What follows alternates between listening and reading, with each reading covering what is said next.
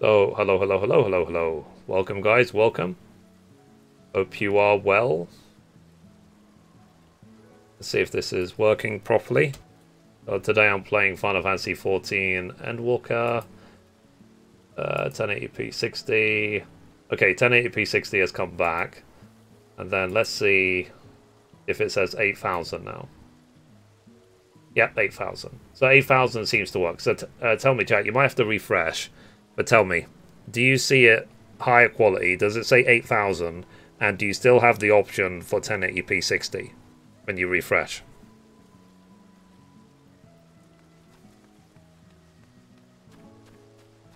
Does it look high quality now compared to before?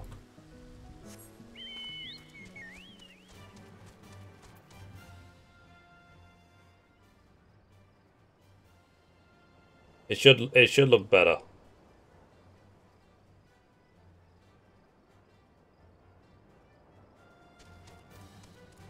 It still looks like 14, yeah. Yeah, but I had 1080p before at 8,200. Oh, you did? Yeah, because I didn't. But I've got it again. 1 second, chat.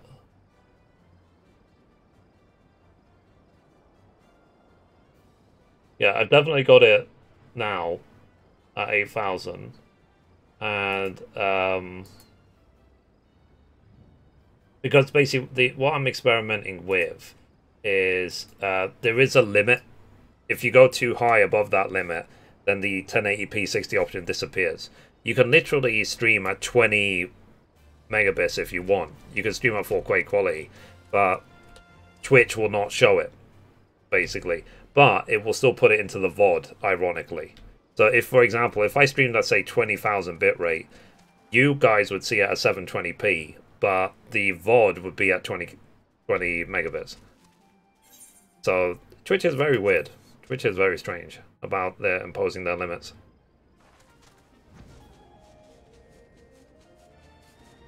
So yeah, chat. So do refresh. If it looks better at all, even a little bit, then it's worth doing, in my opinion.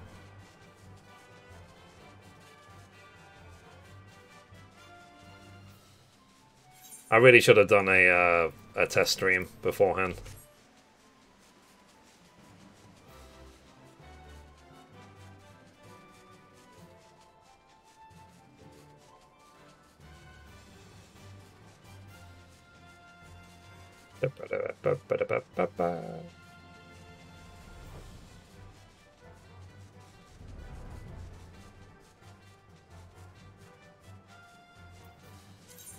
Okay, let's get... Okay, now... It still looks sharper, ironically, on my end. I don't know if maybe there was a glitch with the Twitch dashboard where it wasn't showing it at good quality. But now my Twitch dashboard runs perfectly. So maybe that's just something they fixed generally, even if it runs at 6,000.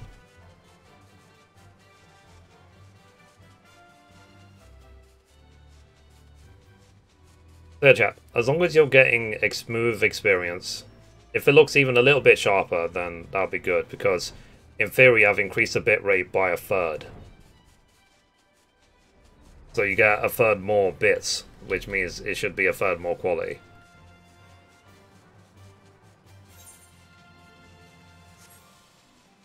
And thankfully it doesn't affect the local recording. Like, even if Twitch goes down when I'm recording story, it makes no difference. Like, I will still be able to keep recording and keep going.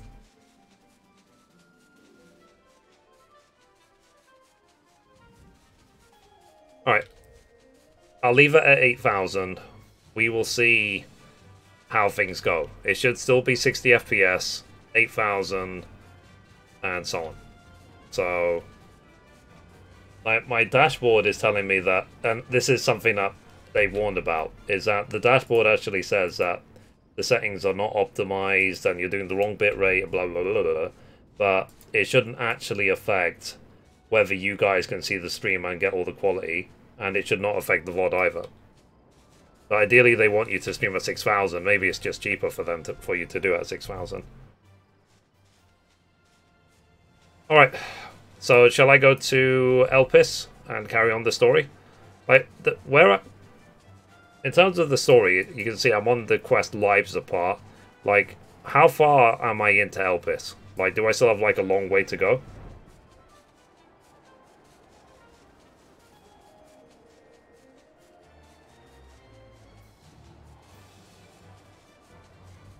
Yeah, they must have fixed the dashboard.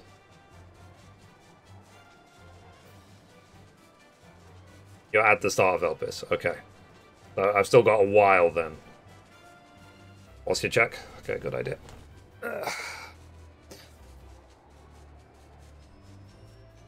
But yeah.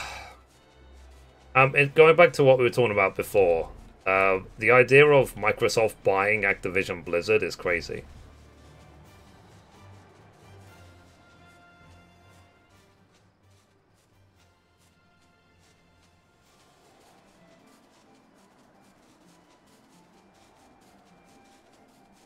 I look stiff. What do you mean? In terms of my posture?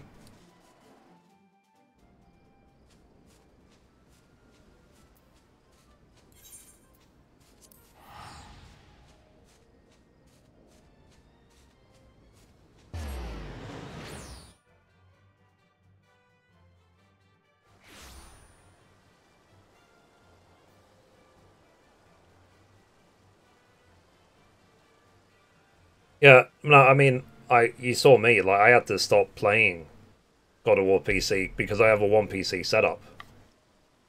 Need some water? Yeah. Let me, speaking of that then, let me go refill my water then. I'll be right back. Yeah, try not to drop it. Yeah, refill my water bottle with water.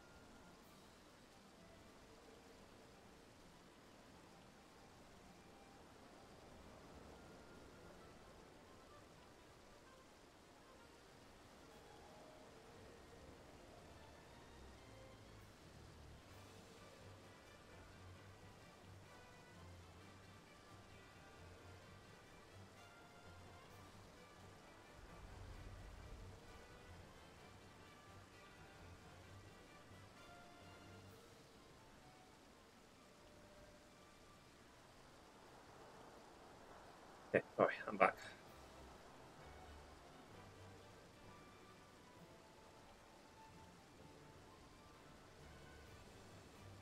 Right, the outside, basically the toilet is like completely dislodged, and like there's someone working on it. Apparently the toilet's been leaking. I didn't even realize. 1 second, chat.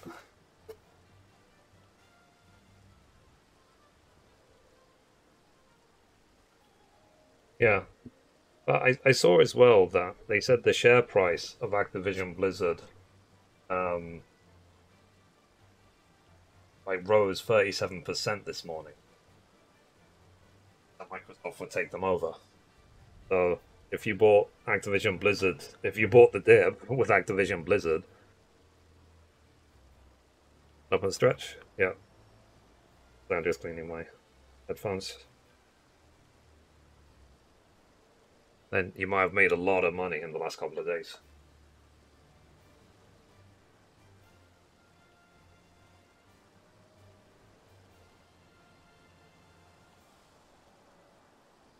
Okay, I stretched. Last one. Okay, I don't have points for push-ups. Yeah, fair enough.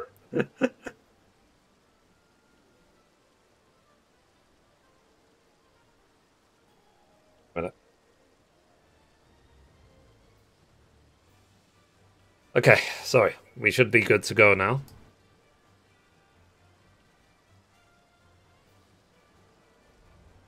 About 13 quests left until the next dungeon. Okay. Oh yeah, so I got water, I didn't even drink it.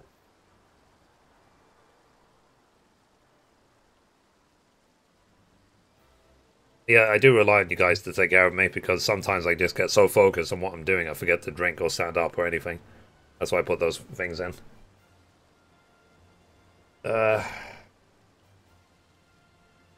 Yeah, now the thing is though, Activision Blizzard were making moves on their own. So I recently... Let's see, was it Activision Blizzard? Oh, no, it was someone else. Forget what I'm saying. It's a completely different thing. Because a couple of days ago I reported that a company was taking over a mobile company for billions of dollars. And I thought that was Activision Blizzard, but it wasn't. It was Take-Two. They're completely separate companies. I got your back. I appreciate that. So, and guys, I changed my alerts now. So before they used to appear at like the top of the stream. Now they just appear just below my camera. So wherever my camera is, the alerts will be there. So let me replay one, for example. Second. See if I can replay this one. Resubscription received. Yeah, like that. So you see how it appears just below the camera? I think it's a little bit more discreet like that. And I've re-enabled the follower notifications, but they don't make any sounds. So you might see follower notifications happening, and I've even linked Facebook to my stream. So follower notifications, maybe YouTube subscribers, I can't remember if I enabled that, and Facebook followers, but all of it will be silent. Basically, you'll only hear a sound with anything that involves money. Whether it's subs, bits, tips, whatever. So yeah, I spent the time to fix that. I think it's better that way. I think it looks quite nice with the way it sort of like appears, like that little ball that appears and then it just disappears. So I'll get to crafting gathering eventually. Now, the other side of things, when it comes to crafting and gathering, is like, what's the purpose of crafting and gathering? Is to make money, right? Ultimately. And what do you then need the money for? What's the purpose of making money? Buy a house. But I already own 3 houses. So we have the Mithrie mansion, and then I've got 2 houses on my alts, and you can't even buy houses on alts anymore. You're limited to 1 house per account, which is something they imposed later. So yeah, so, and I'm still sitting on about 50 million gil. So, the question is, like I said, once you've bought a house in the game, what do you need money for? And you make enough money from doing the dungeons and doing the whatever, that what's it called? There you go. So there's a follow notification right there. It just happened on its own. Yeah, so once you have a house, then what do you need gil for? What is your driving force after you've bought a house? Because, like I said, you make enough gil already automatically from dungeons to repair your gear, for example, and to teleport everywhere.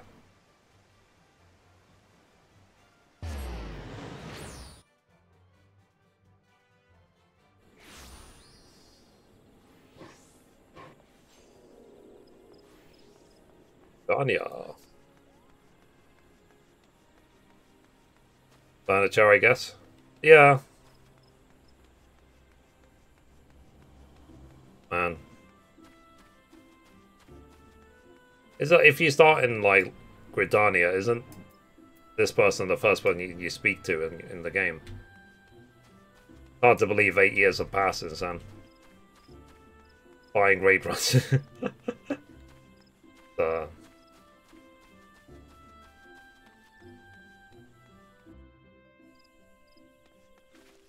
Yeah, thankfully I just don't care anymore. When it comes to raiding stuff, I couldn't care less. But like I said, there isn't much in the game I do care about. So for me, this is just do the story, unlock flying, maybe level a bit, and then just next game it. Because I've got so many other games to play. And I am happy with the variety, that's for sure. I think it is just not healthy mentally for me to play one game endlessly. It just isn't. And it's not good business-wise, it's not a good idea either. Because let's say if your income, let's say you're a content creator and your income relies on one game, the second that one game is in trouble or is old or some new game comes out which is better than it or whatever, then all of a sudden, you know, what are you going to do? Whereas my content is so varied that basically no game is going to damage what I do on YouTube, for example, or what I do on Twitch. And to be honest, I was happy about the Activision Blizzard announcement because it gave me something to report about solid in the gaming news. Because it was going to be, let's say, a routine day with like, oh, Kingdom Hearts is coming to Switch. You're like, yay. But this was such a significant piece of news, I just had to make another video about it. And like I said, I really can't wait to see Asmongold's reaction to it. I'm sure he will react to it, and react to it strongly. People who used to... Because like I said, I myself, I'm a former WoW player. I played WoW from vanilla until Mr. Pandaria, so... But do you want to do Palace of the Dead? It's like, no.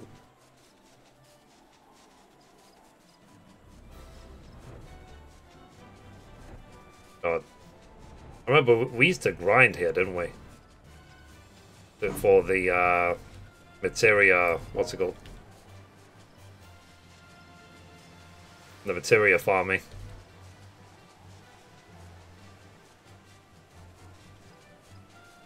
I was watching Preach at the time. Last of the Elegant. Okay. So we just go sightseeing around the game because it's been a while.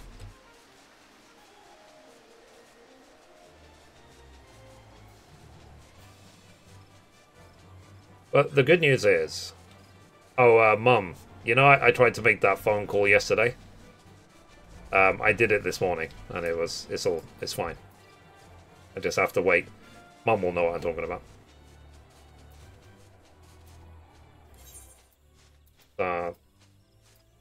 Okay, where else can we visit?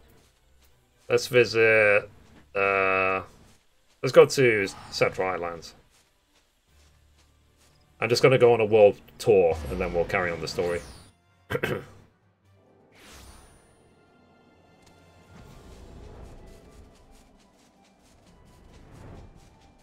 Was it a woman? Well, I mean, it was a lady on the phone, but it wasn't... I wasn't calling a lady. A lady just happened to answer. I'll tell you about it off stream, Don, if you want. Well, yeah. Now, in the game, there is actual monuments to the 12. I don't know if you've ever been there. You can see the 12 symbols dotted all over the game.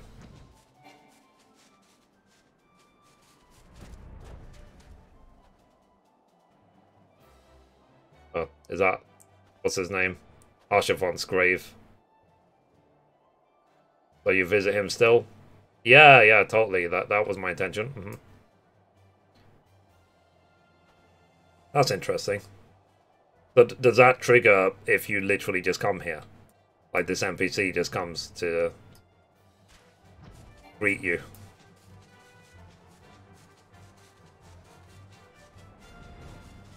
Players gathered there after Asma's mom died. Oh, that's depressing. I did not see that, actually. Trying to think where else. I think there's one here. One of the markings of the 12. Yeah, I went there.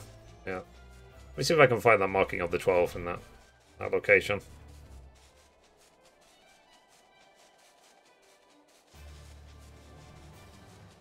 See. Apparently there's an S rank in this zone. People are shouting about it.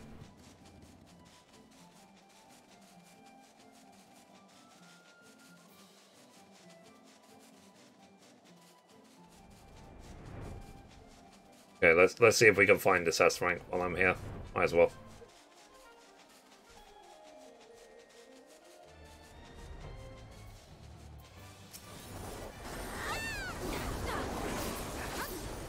Made it. I got nothing. Made it. Missed it. Bye.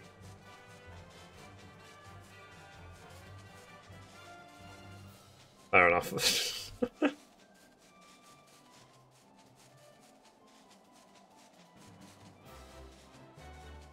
Oh yeah, what's the name of this place? Oh yeah, the first Decastral Observatorium of Ethereal and Astrological Phenomena. That's quite a name.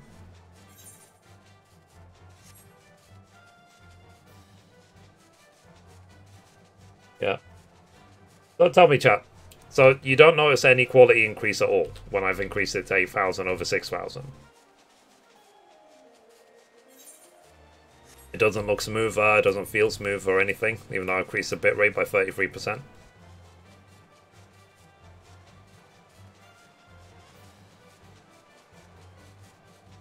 But I would say as long as it's not harming anyone, then I'll just keep it at 8,000.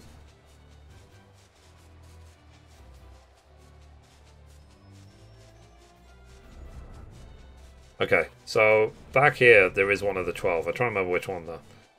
This cave. Where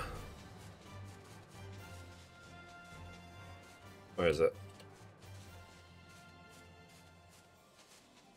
It's on this rock, I think. It's going to be a symbol of one of the 12. Or is that the symbol? Like that outline? I can't remember. Or is it higher up? Unless they removed them. There used to be a symbol up there. Unless I'm blind and I just can't see it.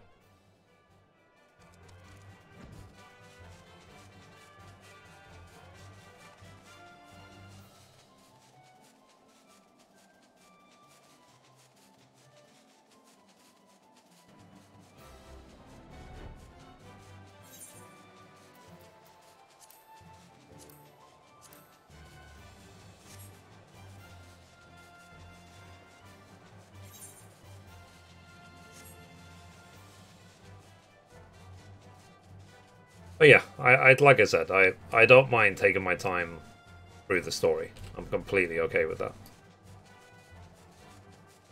And given that I said we have the rush of games coming very, very soon, like, again, I don't mind. Like, if it takes until March to finish the story of Endwalker, that's completely okay with me.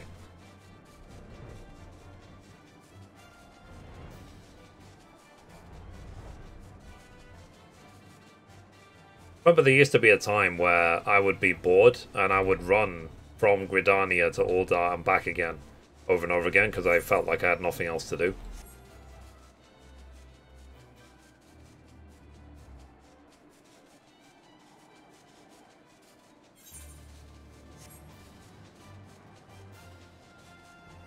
But to be fair, when I played World of Warcraft, I used to run all the way from... God... It was like the north tip of the Eastern Kingdoms all the way to Booty Bay, and then back again. Basically, Plague Lands all the way to Booty Bay. Yeah, you see? So this is one of the symbols of one of the 12 right here. You see it? I can't remember which one this is. But there's basically... You can actually find these engravings around the world. There's 12 of them in total for the 12. So I remember as many as I can.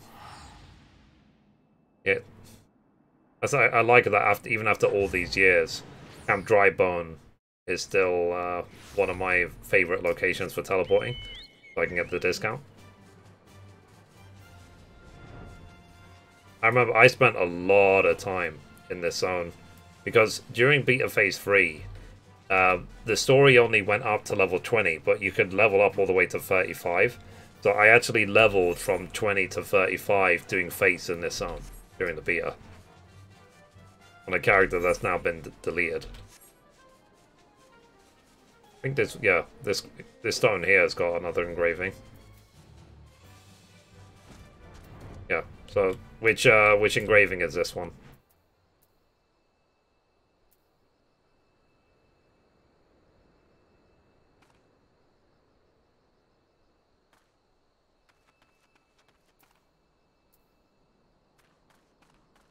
It's a circle with the underline on it.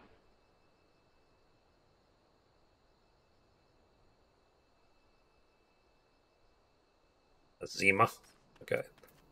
And then there's one in... Is it East Shroud? I think it's East Shroud. Next to the church, basically.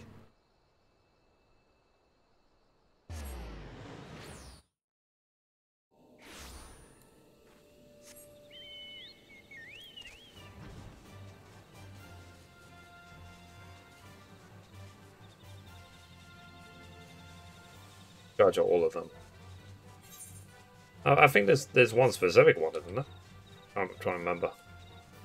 It's a church.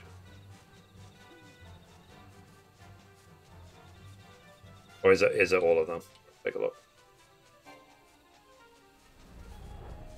Yeah, I mean, yeah, there's all these symbols here. See, 1, 2, 3, 4, 5, 6, 7, 8, 9, 10, 11, 12. Okay.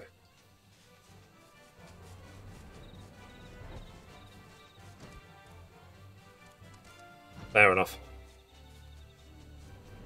Where else are these symbols dotted around? I can't remember. I think there's one in the eastern, not eastern Fanaland, I think central. No, it might be southern Fanaland. I think there's one.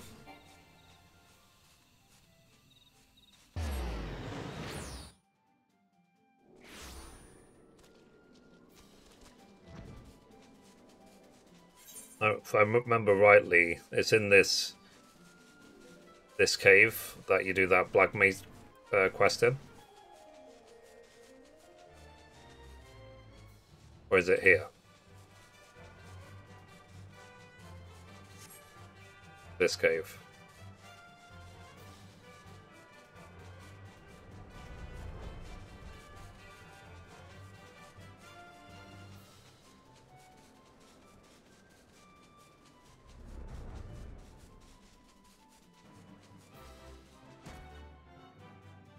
Nulled reflection. Okay, so I'm guessing this is just simply nulled.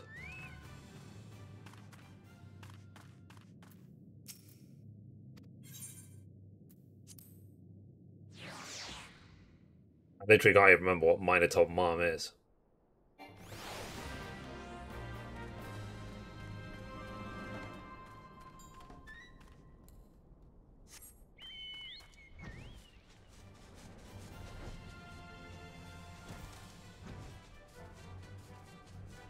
I'm guessing there's just maybe another end.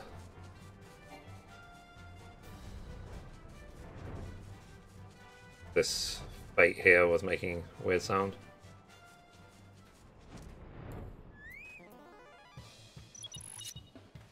Is this a Hildebrand bait? Yeah, this is a Hildebrand bait.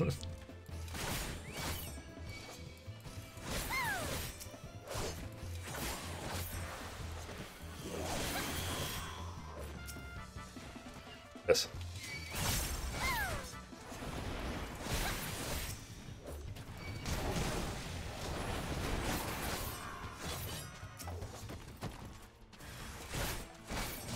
I still need to catch up on the Hildebrand quest at some point.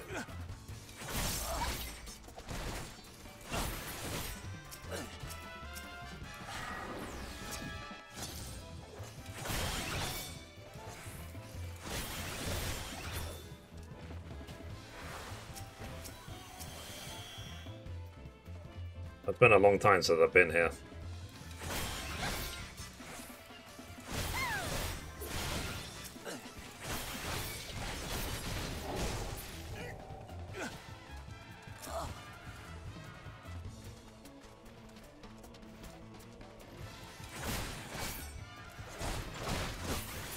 We'll go back to, like I said, we'll carry on the story in a sec.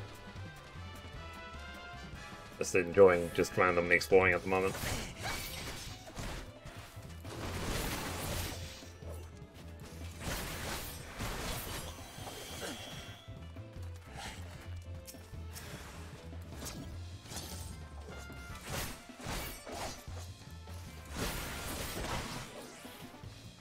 Okay.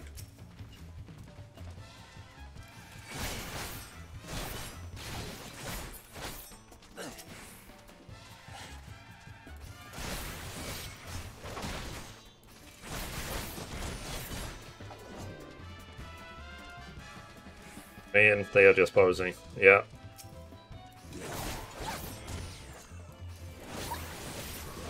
Oh, they're a threat to mankind.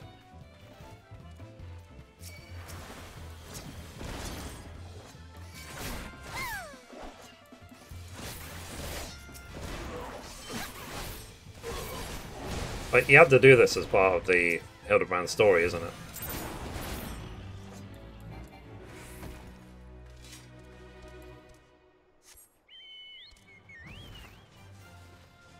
Okay. Alright, screw it. Let's go back to Elpis. Wherever Elpis is. Elpis. Let's carry on the story.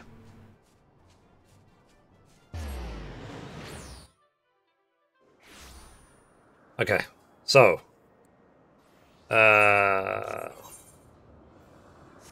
in that building here.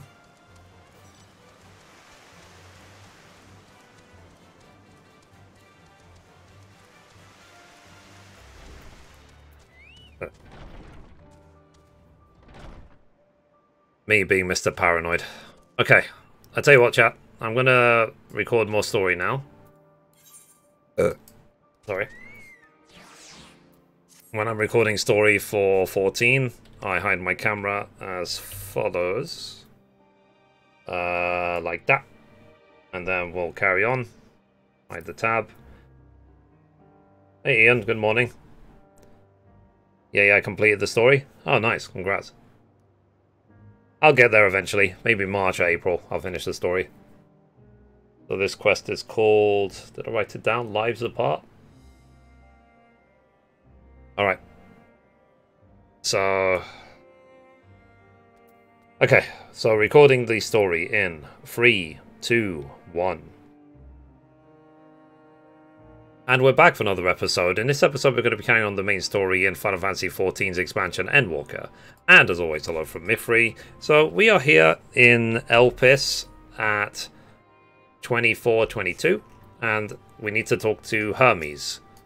So the quest is called Lives Apart. Composure regained. Hermes is ready to return to his duties. If everyone is ready, there are a few creations I need to check on. First, we shall return to the spot where we found our wayward ambistoma. Have care when you step outside a hub, for there may be more unruly creatures about.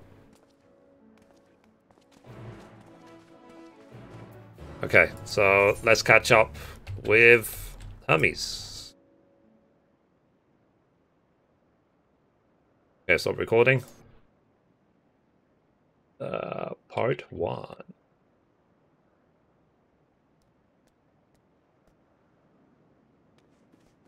Mithrie has joined the Asians. Yeah, I know. I'm evil.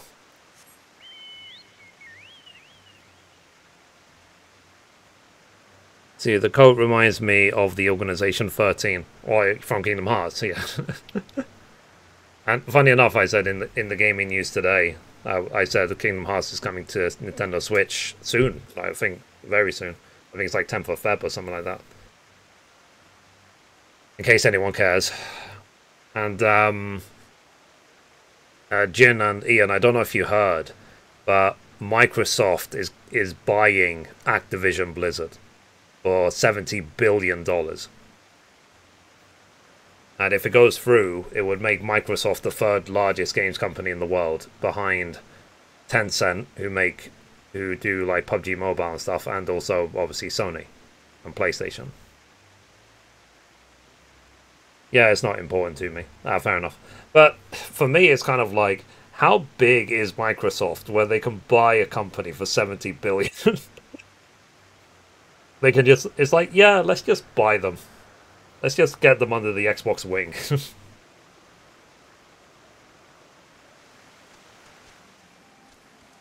Oh yeah, I can't fly.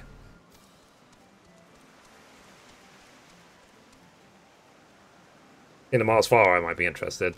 Yeah, the thing is though, there was a 13-year gap between Kingdom Hearts 3 and 4. Sorry, 2 and 3. So it will be a while before we hear anything about Kingdom Hearts 4. Hopefully not 13 years, but yeah, it will be a very long time. They are monopolized? Yeah, yeah. Like, eventually, it will just be one gaming company. They'll just be the games company. That make all games.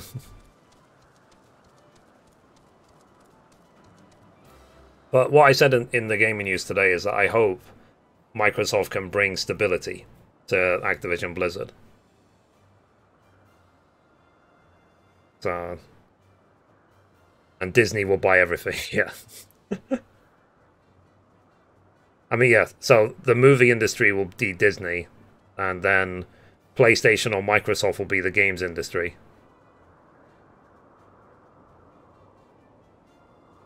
And maybe the two of them will merge, and it will just be entertainment, the company. Wasn't the Kingdom Hearts guy busy with Final Fantasy XV? Who? The director, Tabata? Like, he left Square Enix.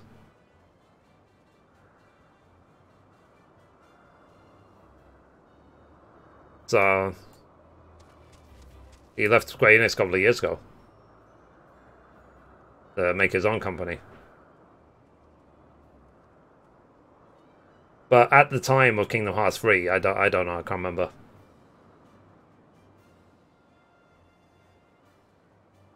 He took over after years of development. Yeah, yeah. And it's a shame when certain games get thrown into essentially development hell. So, hey, hello. Hey, Ruby, how are you today? Like, for example, GTA 6, obviously, famously, is in development hell. The Harry Potter game, Hogwarts Legacy, it might be in development hell as well right now. So we have to wait to see if that gets ever, released. It's because I'm reading so much gaming news every day. I'm informed about all this stuff. Welcome in, Ruby. Fine, thanks, and you? Yeah, I'm good, good. We were just talking about the fact that Microsoft is buying Activision Blizzard. Which to me is nuts. It's absolutely crazy. So, like I said, if it wasn't that significant, I would have just waited and put it in the gaming news tomorrow. But I thought it was so significant, I reported it immediately. So, because there isn't that many big players in gaming left, because they're all buying each other. So, like, for example, like, it would be as big of an announcement as, like, PlayStation buying Square Enix, for example. Like, imagine if that happens. Like, Sony just buys Square Enix. It won't happen, but imagine if it did. Then I'll be sure to report it immediately. If they say, yeah, from now on, Final Fantasy is exclusive to PlayStation.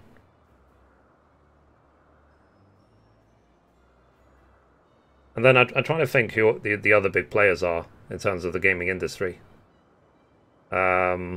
Like, which companies would you guys react to if they were bought out? I would rather Square Enix buy Nintendo and PlayStation. Yeah, but the thing is, Nintendo and PlayStation are much, much, much bigger than Square Enix. Much bigger. Nintendo could buy PlayStation, but barely. They wouldn't have much money left. And I don't think that would be allowed to happen anyway, because it'd probably be anti-competitive if Nintendo bought PlayStation. I think it's important for Nintendo, PlayStation, and Xbox to exist for competition, because it creates healthy competition, which is good for everyone. And funny enough, I was talking about it today on the gaming news that basically Phil Spencer said that he thinks PlayStation having a Game Pass is a good thing. He doesn't think that Xbox Game Pass is like initiative or clever or amazing. He just thinks that like it was gonna inevitably happen anyway. It's like a Netflix of gaming. So he said that it's good that PlayStation are jumping on board with that. Nomura was 6 years the director of 15 until 2012 and started with Kingdom Hearts 3 after it. Oh, really? Fair enough. I just remember when they first announced 7 Remake and they said that Nomura was directing it. And there was speculation that they said if Nomura is directing 7 Remake, then it might never release it. So, obviously that didn't happen, but, you know, it did release fine. But still, it's not really a good reputation to have. The only thing that gets me as well is the fact that these people seem to work at these companies for decades. Like, the longest job I've ever had is 4 years. I've never been at a job longer than 4 years, ever. And in fact, this is now my third... Is it my third year as a full-time content creator? So if I last another year and a half, this will be the longest job I've ever had. Is to be a full-time content creator. But working for myself is easy because I am the best manager I have ever had. Simple as that. I treat myself with respect. If I need time to relax and chill, I give myself the time to relax and chill. You know, I don't make a drama about being a little bit late for things. So, yeah, I am the best manager ever. For me. I don't know how you guys feel about where you work, but yeah, I am happy that I'm my own boss. I give Mithrie 5 stars. 5 out of 5. 10 out of 10. Million out of a million. Highest rating possible. Best managing director ever. So yeah. Anyway, let's carry on with Hermes. Okay, let me record a bit more. Let's see. Yeah, but if you were making the amount of money they are, how long would you stay there? Yeah. I mean, but the good thing is about because you know I've got like 7 YouTube channels now. So if the 7 YouTube channels make me a millionaire, then obviously I'm going to be happy. So at least there's no cap on the work I'm doing. So, oh yeah, it's really nice, isn't it? This sort of silent follower notifications. I like it. So, and my Facebook page is actually blowing up right now. That's why most of the follows you'll see will be on Facebook. And sometimes you'll see Twitch. Maybe sometimes you'll see YouTube subs. But most of them will be Facebook. I think my Facebook notifications are up something like 12,000% this month. So yeah, I'm just again diversifying. So yeah, and I'm still happy with the way the music channel is going. I don't know if you guys have checked out my relaxing music. So I'm going to keep that going as long as I can. Hopefully I'll be able to release a music video every single day. Like someone is doing it for me. I just have to keep paying him. So if he can release for me a new music video every single day, eventually it might be a good source of money. And I get all the money back and more. So, alright.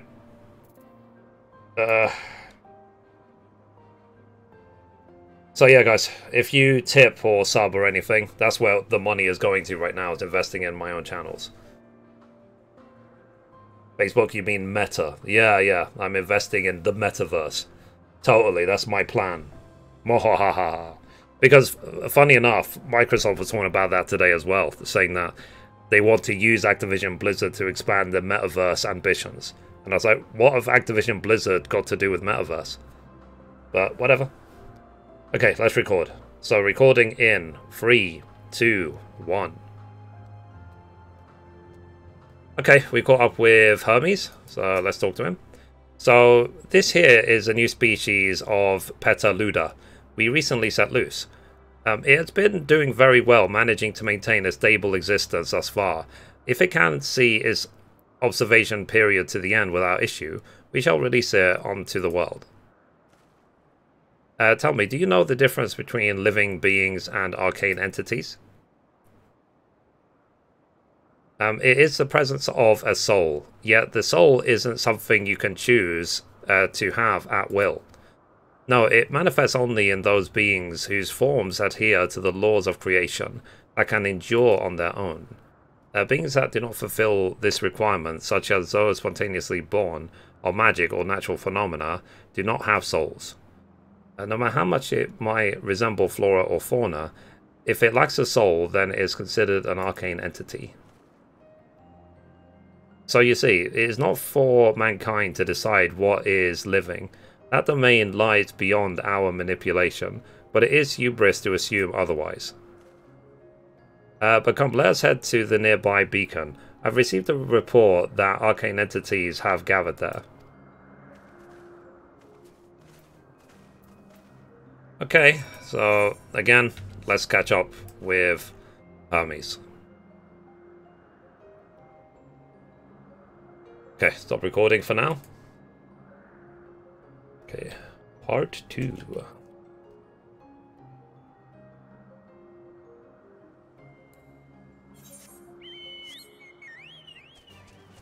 Yeah. Oh, so this is something I forgot to mention, chat. I got an email from OnlyFans saying, congratulations, you have subscribed to so many girls that, you know, here's a special badge called the jerk-off badge. And I'm kidding, that's not what they said. What they said is basically they are expanding live streaming, and also they're making their own equivalent of IGTV called OFTV. And basically they want to partner with me so that I can bring gaming content to OnlyFans. So I was like, it's like, let us know if you want to set up a call. So I'm like, It's like, I'm kind of busy right now. But the problem with OnlyFans is that everything is behind paywalls. I want to give out my content for free. I don't want people to pay for it. Naked gaming, yeah. So yeah.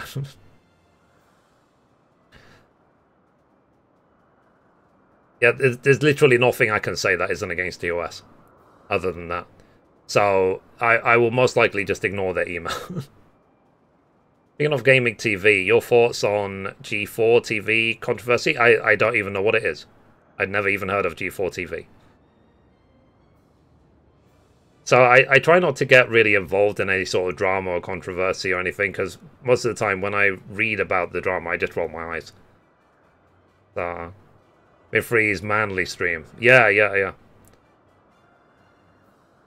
Like I said, I do have an OnlyFans, which has got nothing on it. And well, actually, no, it's got one announcement. It says something like, "Welcome to Mithrie's OnlyFans, dick pics coming never." I think that's literally the message I put on my OnlyFans. So as long as you're okay with never, then subscribe. So, but the thing is, there's drama all the time. I try to just stay away from it. Like, I try not to get involved. You know, I try not to even commentate. I'm not trying to start a fight with anyone. People can just do whatever they want to do. The only time I'll start fights with anyone is if people start fights with me, specifically. But most of the time, I will just block or ban people rather than dealing with other people's bullshit.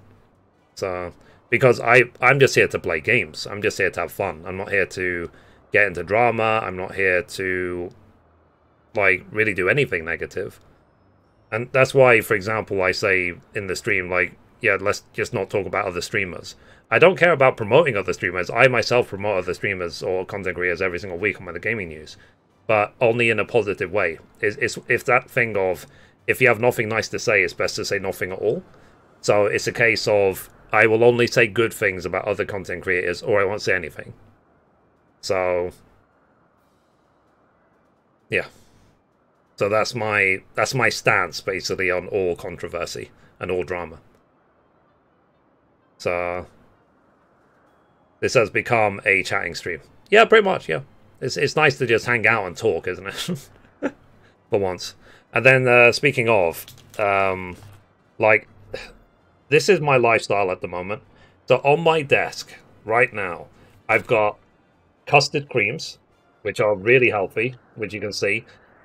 Red means good, right? Totally. And then water, chewing gum, and then, because of the time we're living in, the KN95 mask. I got a new face mask. Apparently these ones are the best of the best. Like, they are 5 layers. They're not too expensive. Like, I bought this box of 20 for like 15 bucks. So less than £1 each. And yeah, they said, what did they say on it? It's something like 95% filtration rate. Yeah, so you see here, it's got the details of the 5 layers that it has. And there was a video that me and Mum saw yesterday, I think, on Twitter, where they were basically, like, a guy was wearing the mask. He was trying to blow out a candle that was right in front of the mask, and it wasn't able to because the air wouldn't get through. Like, it filters that well. We are like beings in Final Fantasy XIV, we need balance. Yeah, absolutely. And I think, generally, it's better for me to just stay away from any sort of drama. It really is. I said, the only time you'll see me ever get involved in drama is if people are literally, purposefully, either lying about me or attacking me for no reason at all, which has happened before. But most of the time, 99.9% of the time, I will just block and ban people and just move on. And when I block and ban people, I don't look back.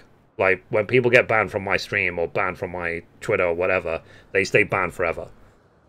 That's my way of basically saying, I don't care if you live or die. I couldn't care less what you do. You can cure cancer. You can do whatever the fuck you want. I do not care. I don't want to know. You are dead to me. You no longer exist. So if you're blocked or banned from my stream, move on. I will not give you, I will not even think about you. I won't even blink about you. So, you know, and it's not to be mean. It's just a case of, I just want to play games. I just want to enjoy my time. As life is so short, I'm not going to spend my time with flipping drama. Hell no. So, alright, let's move on. This is a pretty zone. Is this zone like the equivalent of Ilmeg for Endwalker?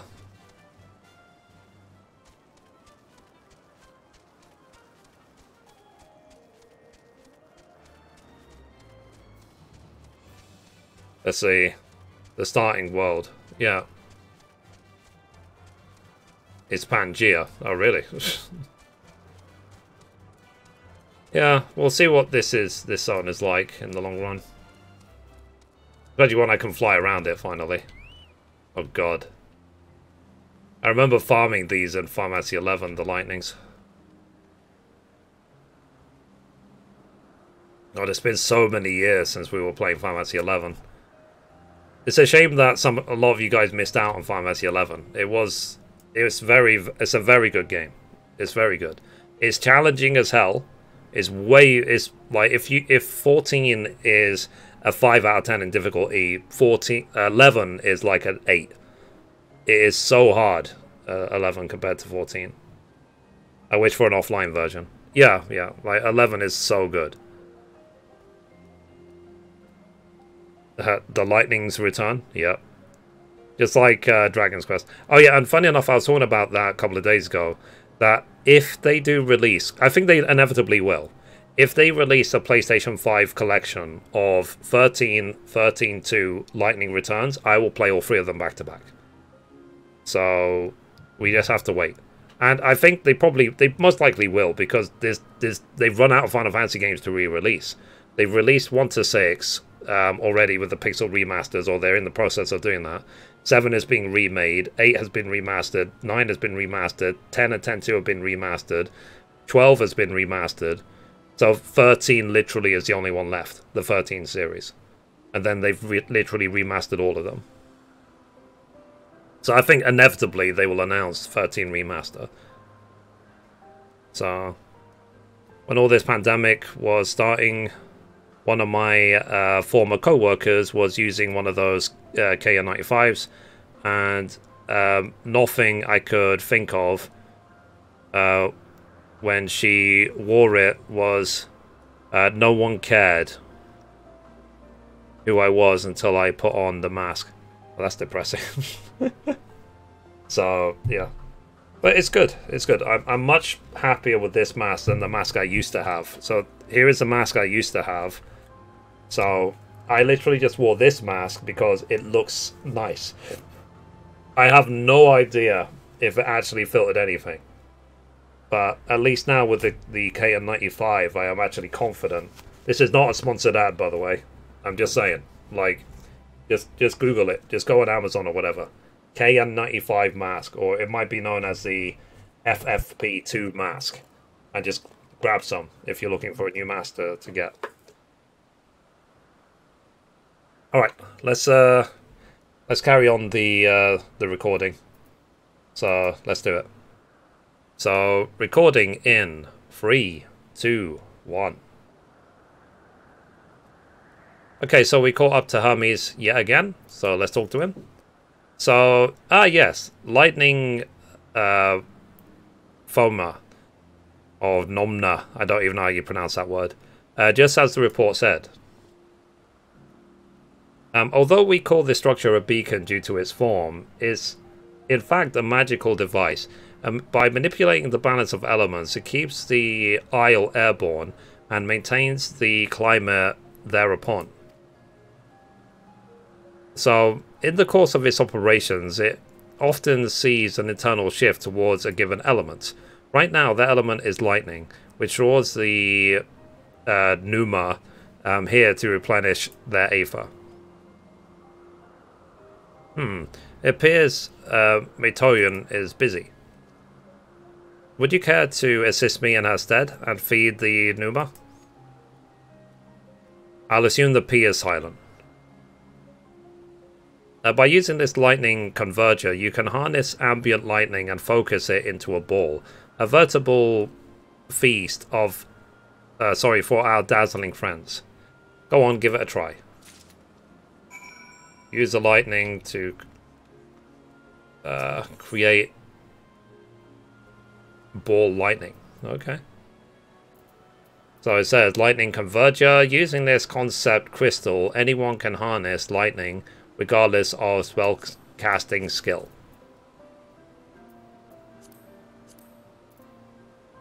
Ah.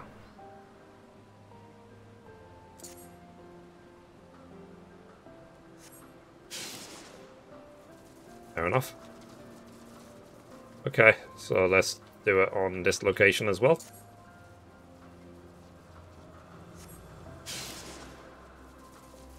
Alright, let's talk to Hermes.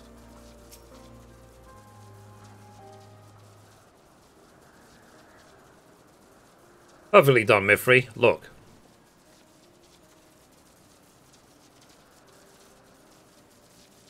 See how they gather to feed? How they express themselves through their actions despite their lack of words? Speech is not the sole defining characteristic of a thinking, feeling creature, nor is silence an indication that they do not possess these qualities. Be it a soulless arcane entity such as a Numa, or an ephemeral life form such as the Petaloda, all seek to perpetuate their existence, to survive. Is Mithrie an arcane entity, or is it a living being?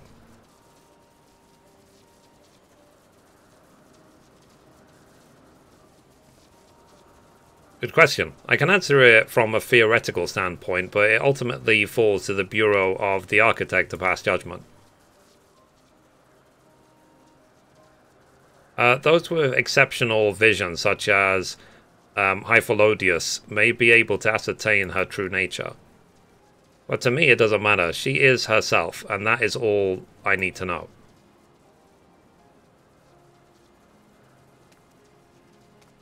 Oh, you finished already? I'm sorry, I was in the way. Not to worry, my dear. They missed nothing of note, and we still have plenty of work for them to observe. Next we will head east to the Morning Dew. I need to speak with some observers there.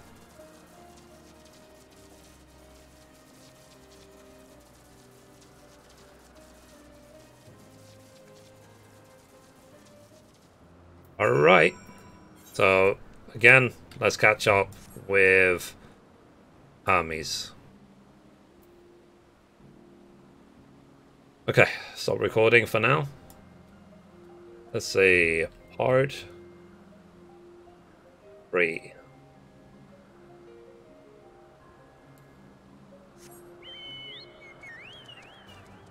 Okay, let's get...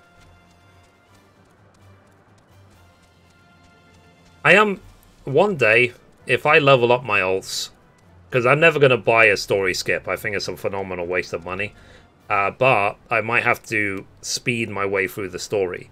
So if I do that, then I might actually time it to see how long it takes to finish an expansion. Like let's do a speed run of Shadowbringers or something. Let's see how quickly we can finish the whole expansion by just spam clicking and skipping all the cutscenes.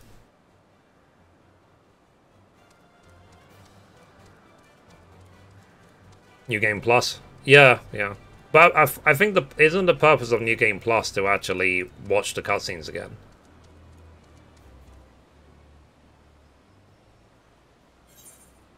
I've never actually done New Game Plus in this game. I don't think I ever will. I don't have time. There's so many other games to play. Alright, let's carry on.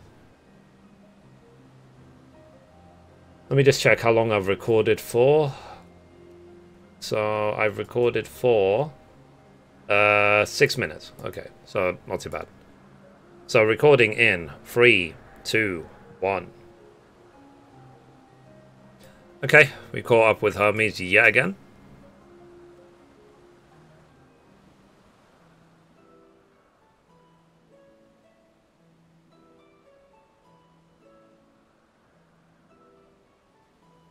Amazing, is it not? The Ampelos, one of our newest subjects.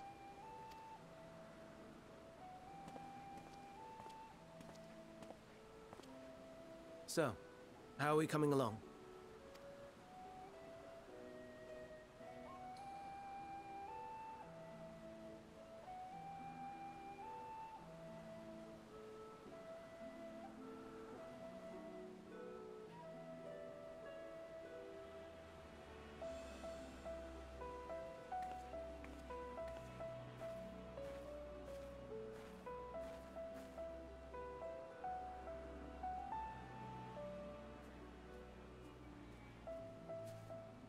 This place is Elpis. Those flowers. Elpis. Makes sense. Entelekis. Like me.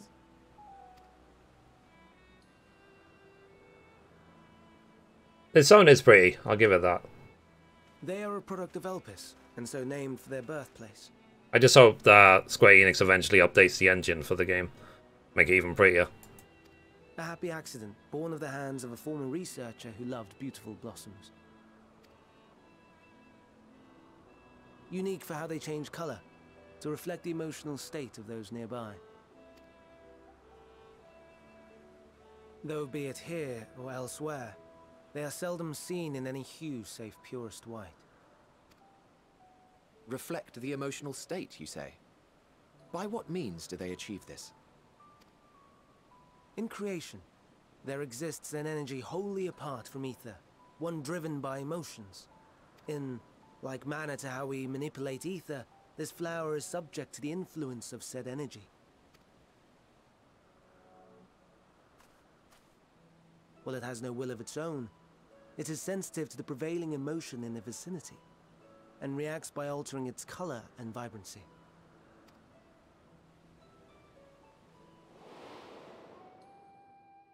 Akasha?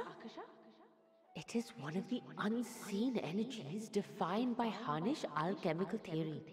Though a gross oversimplification, some describe it as an essence influenced by feeling.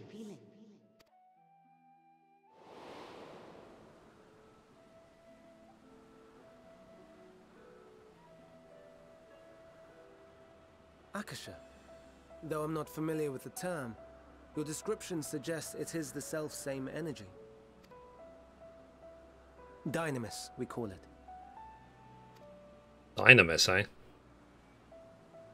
And those entities like the Elpis flower that have the ability to interact with this energy, converting emotions into tangible phenomena.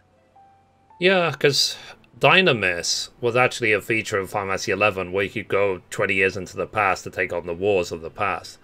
I wonder if they're going to bring any more sort of past content to 14, like Dynamis and Final Fantasy XI. Our Antelekis. That's me! That's me! An Enteleki! That you are, my dear. And no ordinary one at that, but the first possessed of free will.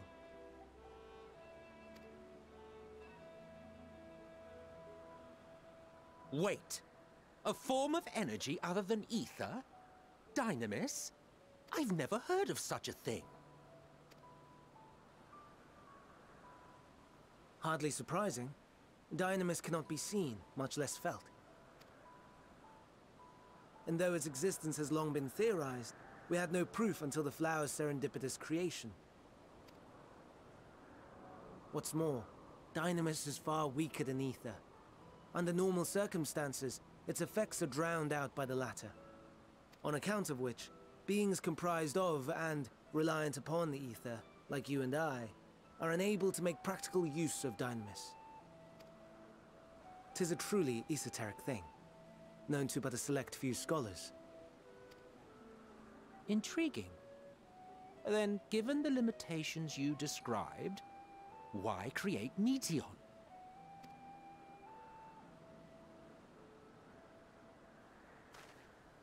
Probably just bored. Our star, Aetheris, is especially rich in ether, so much so that its name is derived from it. However, when we consider all energy in existence here and in the vast space beyond, Dynamis may account for as much as 68.3%. The more abundant form by far. Were we able to control it, we could open the door to limitless possibilities. 'Tis not unlike a gently flowing stream, unable to break through the dam of ether barring its path. But if we could imbue the stream with the vigor of a raging river...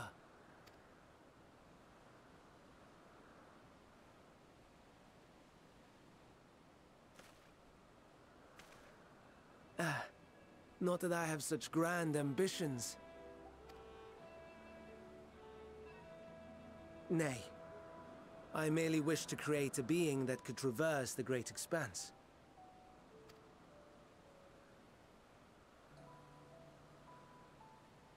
The relative scarcity of ether beyond the bounds of this star was a concern. And so, I looked to another source of energy by necessity.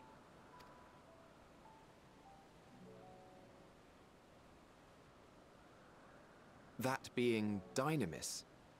No wonder her ether is so thin. Precisely. Yours is thin too. Like an Enteleki. Like me. So... are we the same?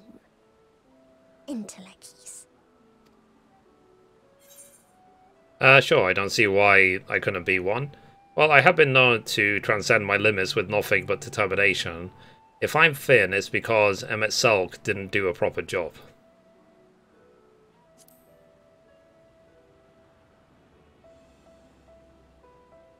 I think not. Your nature remains a mystery, but ere I reinforced you, you appeared to be little more than a common familiar, and a faded one at that. A deficit of ether alone does not an Entelechy make. It would, however, make it easier for you to interact with Dynamis. And limited though its influence may be, this quality could prove the difference between victory and defeat. You do well not to underestimate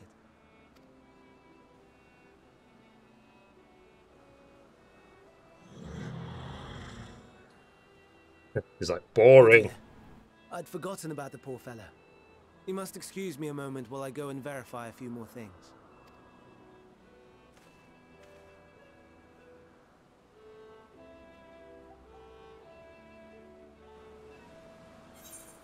Oh, let's complete the quest.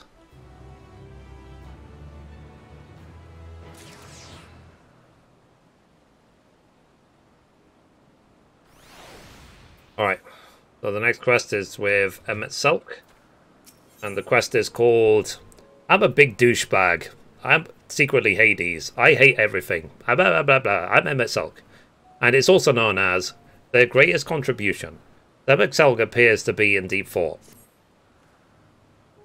Not that I or anyone else would be able to make use of it, even if we knew.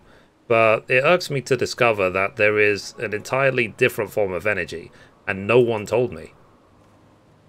That personal annoyance aside, Hermes' knowledge is undeniably impressive, given that there are none among the 14 who specialize in the Celestial.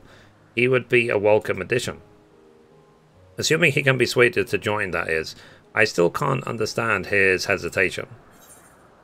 Why did you join the convocation? What do you specialize in? Oh, you wish to know why Emmett Selk was chosen for the convocation? I should be glad to share the tale. It began when... Not another word. Lest you've forgotten, we're to learn about Hermes, not me. My misspent youth is not your concern. Fair enough. Okay, let's go talk to Hermes. My apologies for the wait. I have inspected the Ampelos to my satisfaction. All is well with the creature, and I dare say it won't be long ere it is released onto the world. Another creation, however, reportedly isn't faring so well. The Charybdis. That is what we shall tend to next. If you would follow me, my friends, we shall return to the main isle and head north.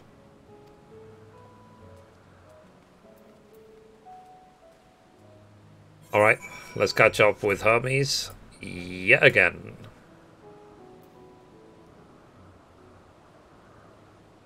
Okay, stop recording. I'm Emmett Selk. I hate everything. Okay, so this quest is called The Greatest Contribution. I remembered as well, I need to do the, what's it called? The level 86 role quest, don't I?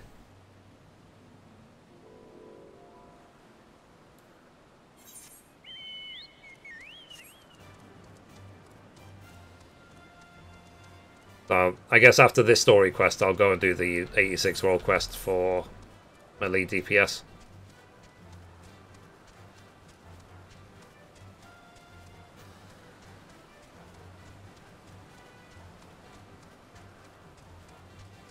So chat, how many quests do I have left until the next dungeon? Did you say 13?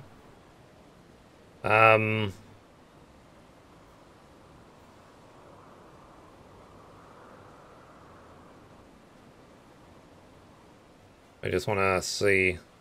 I think you said 13. Or is it 12 now? Alright, let's carry on.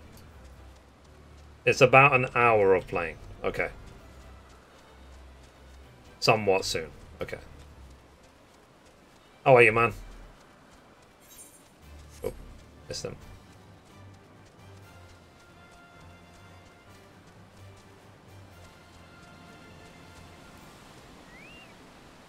Man, did you hear about Activision Blizzard? Work has been a pain. Yeah. Can imagine. I did. Yeah. I think it said big announcement. Big announcement. So I think a lot of people will be talking about it for a while. That's good for Activision. Yeah, I hope, like I said, I hope Microsoft can bring stability to them. So it would be good. It seemed inevitable, like if they just kept going the way they were going, eventually they would have been in a lot of trouble. So hopefully Microsoft can, like I said, bring stability. AKA, a lot of more people at Activision are probably about to get fired. So, but yeah, I'll save that for another day on the gaming news. So, anyway, let's carry on the recording. So, recording in 3, 2, 1.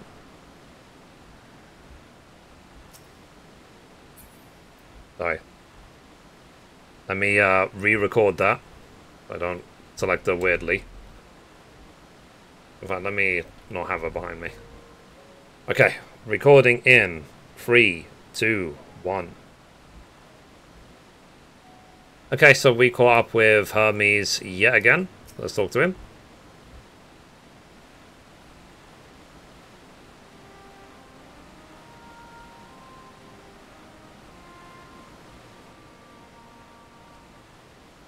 I understand there is a problem with one of the Charybdis. Yes, that's right. As you know, the Charybdis is based on a sea creature. Owing to adjustments to enhance its affinity to wind, is capable of flight. The specimens created from the concept could all fly without issue, but a problem arose in subsequent generations. This third generation creature was born with an etheric balance, leaning towards water. Its aquatic origin reasserting itself, it would seem. The result being its affinity to wind is diminished, and it cannot fly. No matter what we try, we can't get it to rise even the slightest bit.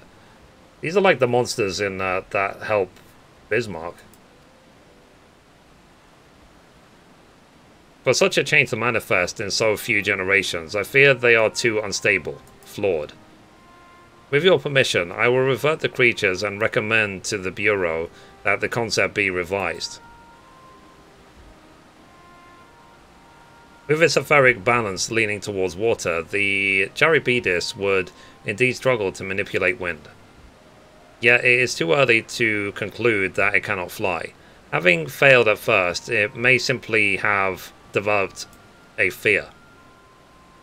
I shall transform and fly with it, helping it to manipulate wind until it finds its wings. What? You needn't go to such lengths.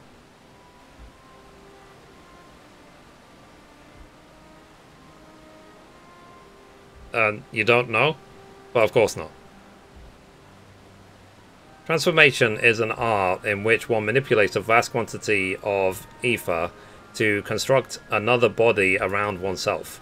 In practice, this allows one to assume any conceivable form and thereby transcend the limits of one's flesh.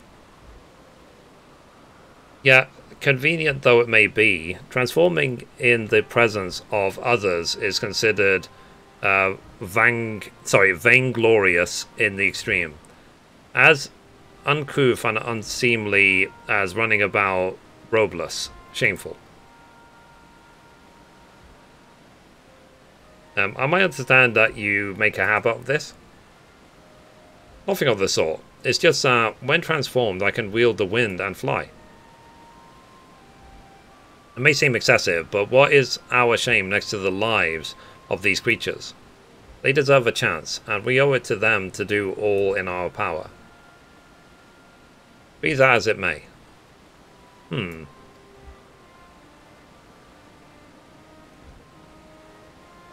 Yes, I believe I have a solution.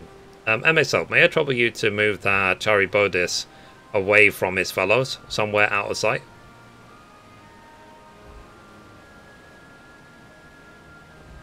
Rawr.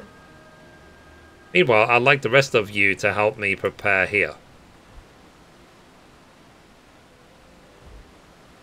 What mischief are you scheming now?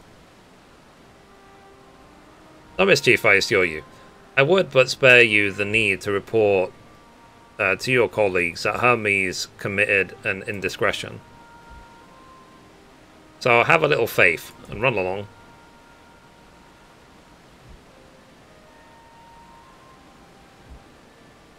I trust you don't mind.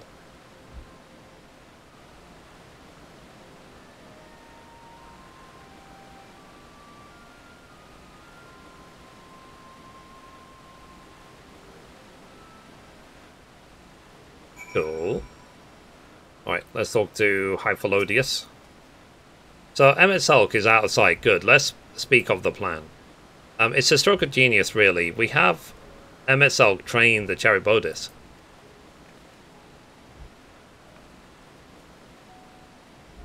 Aside from being able to fly untransformed, he can readily see aether currents. And with his adept spellcraft, he can also employ suitable wind magics to guide the creature along. While he is indeed capable of all you described, it is not his duty. I am loath to trouble him with it. Don't be. As I mentioned, it would also be for his own sake. With that settled, let's begin at once. Mithrie, I want you to go to Emet-Selch. Tell him that you have a favour to ask. He will be disinclined to cooperate at first, but you mustn't be discouraged. With our friend, the trick is to be unflaggingly persistent. Off you go now, and good luck. So, in say mode, say, I have a favour to ask, to indicate to Emet-Selch that you have a request. Interesting. Alright, so we have to catch up to Emet-Selch and talk to him. So, let's go. Okay, stop recording. Let's see. Part 5. Part 5.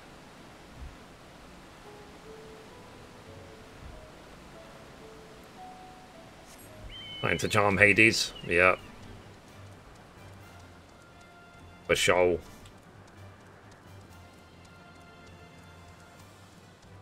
Okay, let's get... I'll just ignore him.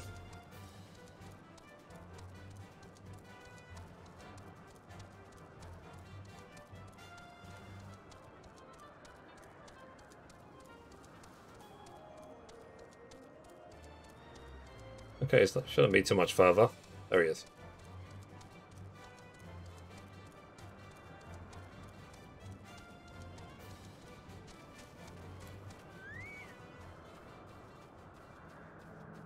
Okay, I'm guessing it won't take me too long to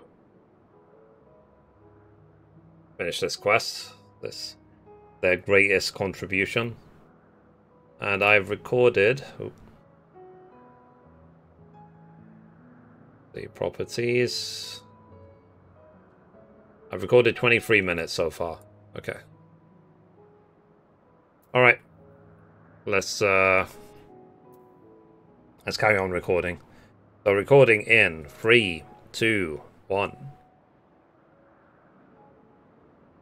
Okay, so we made it to Emet-Selch, so let's select him and then say, I have a favor to ask. Oh, no you don't. I'm not lifting a finger.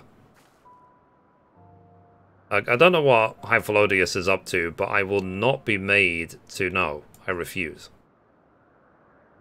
If Hyperlovius is to be believed, relentless insistence may serve to wear down the ever-wary Emmett Sulk. Say, please, Emmett Sulk. So again, let's select him. Say, please, Emmett Sulk.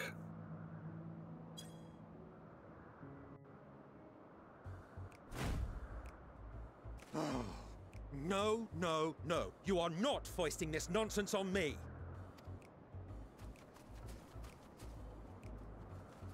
I'm given to understand you have the power to help the Charybdis, and should be quite willing to do so. And so I appeal to your better nature, most benevolent Emmett Sulk. Please teach it to fly. Or else Hermes will transform. Right now. Now, there's no need to go quite that far. Altruism is its own reward, as I'm sure he would agree. Oh, would he now? And who contrived to put me in this position, pray tell? Nothing so devious. I merely suggested a possible course of action.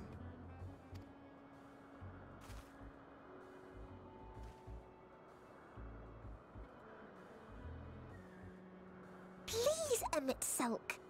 Please.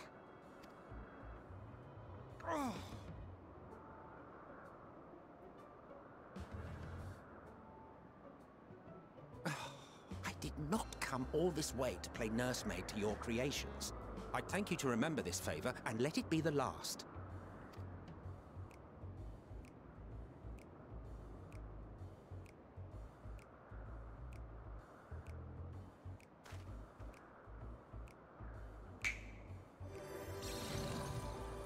Nice.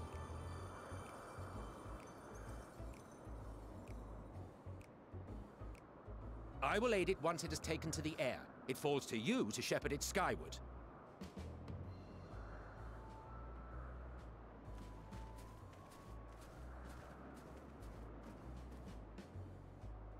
Well, let's relax and enjoy the spectacle, shall we?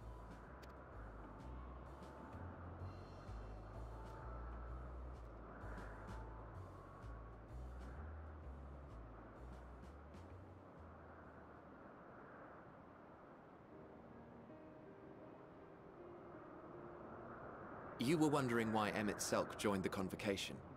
Truth be told, he wasn't the first choice for the office. I was, on the strength of my ability to see ether. But I declined the offer. For though my vision is exceptional, I am pedestrian in all other aspects. Worse even, quite abysmal when it comes to manipulating ether, for example. Couldn't transform even if I had a mind to do so. What good is the ability to perceive a problem if one cannot act to address it? Emmett Sulk has no such shortcomings. He excels in vision and manipulation both, the latter to an extraordinary degree. If there is a mage more powerful, I do not know of them.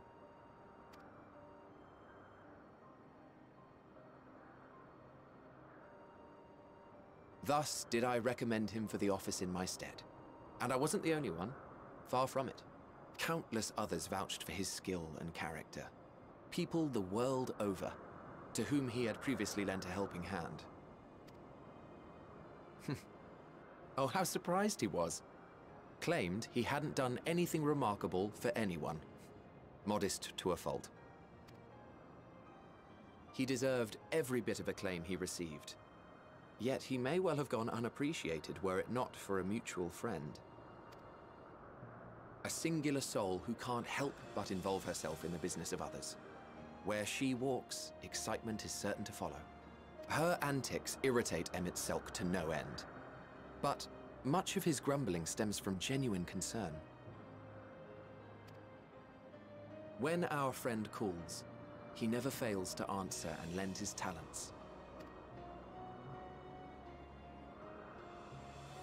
And in the course of doing so, he himself came to be recognized and respected by those around him. They are truly remarkable individuals, and I'm proud to call them friends. to help them realize their dreams. This will be my greatest contribution to our world. And when they have fulfilled their respective purposes, so too shall I have fulfilled mine. And together we may return to the star. Look at me, spilling my innermost secrets. I can't seem to help it with you. I can only assume it is due to the color of your soul. I just don't understand how you can be so alike and yet so different. Well done, my pet. Well done!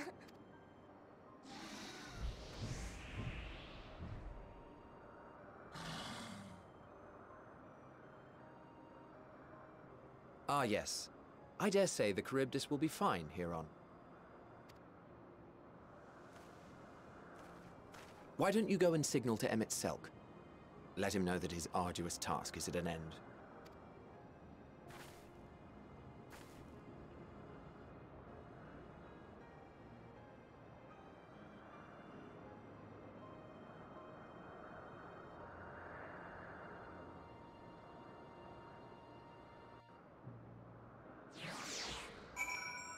Fair enough. Okay. So I guess we have to wave at him. Let's wave. Emerging from his reverie, MSL notices you and begins to descend with the Charybdis. And I'll pronounce that wrong.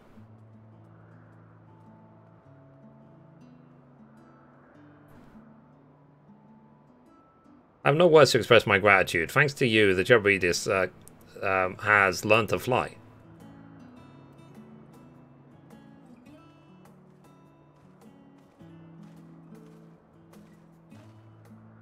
And Mithrie and I could relax and have a pleasant chat. I'm sure you did. The creature needed some small assistance at first, but soon it was flying more or less on its own. I doubt you will need to repeat the lesson. That was truly impressive.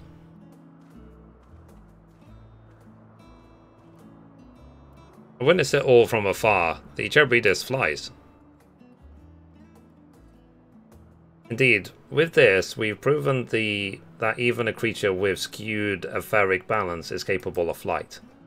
Though we helped it achieve this, the Charybdis is a herd animal. It may well aid their struggling kin in like fashion if and when the need arises. Keeping this in mind, I bid you continue observing them. If that is what you want. But, if I may say so, rather than hoping an idealistic possibility comes to pass, would it not be simpler to have the concept adjusted? That way we could guarantee that anomalies, such as this specimen, are never born in the first place.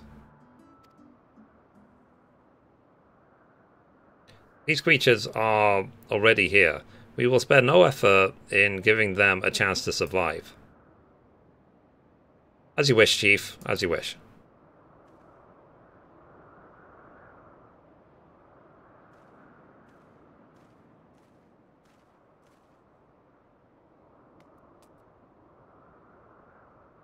Hermes.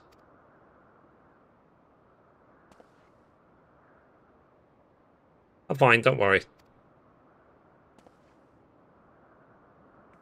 Well, that concludes all of my present tasks. Let us return to Nagnoris for now.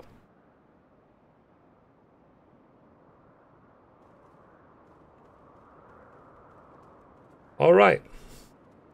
I guess we have to catch up with Hermes or MSL one last time. So let us return to them as quickly as we can.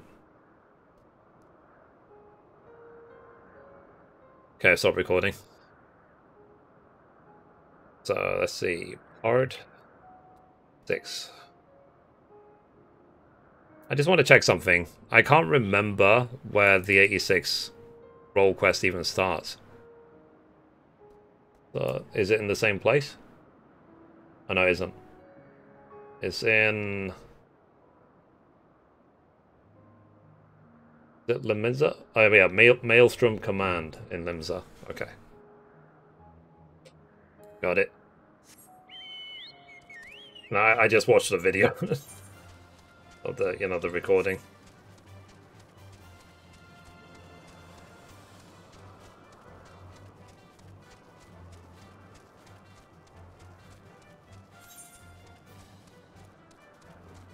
Oh wow.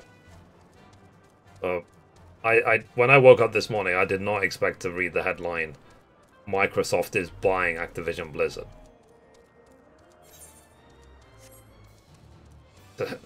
I mean, let's be honest, did anyone? Other than the people directly involved with the deal? Anyway, let's carry on recording. I'll just finish this quest and then that will probably be it for this episode, because I've already recorded... Let's take a look. I've done 33 minutes. I think 2 quests of video is fine. So, recording in 3, 2, 1. Okay, we made it back to Emmett Selk, so let's talk to him. So, what? Want to apologize for forcing me to help, do you? Save your breath. You didn't force me to do anything. I merely chose the most expeditious way to have done with my impediment to our business. Okay, and let's complete. So, anyway guys, that's it for this episode. Thank you for watching, and as always, goodbye from me, and goodbye from Mithrie. Bye guys.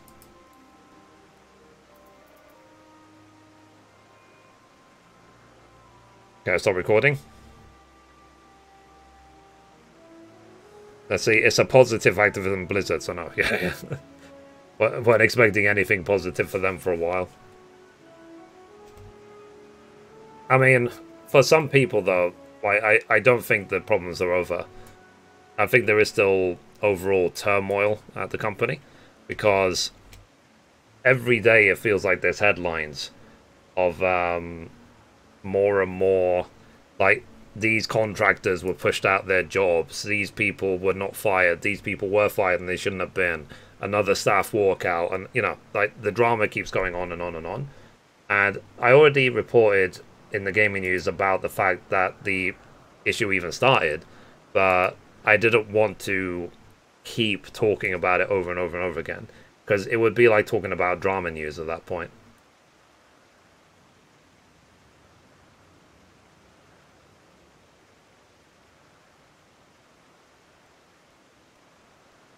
Okay.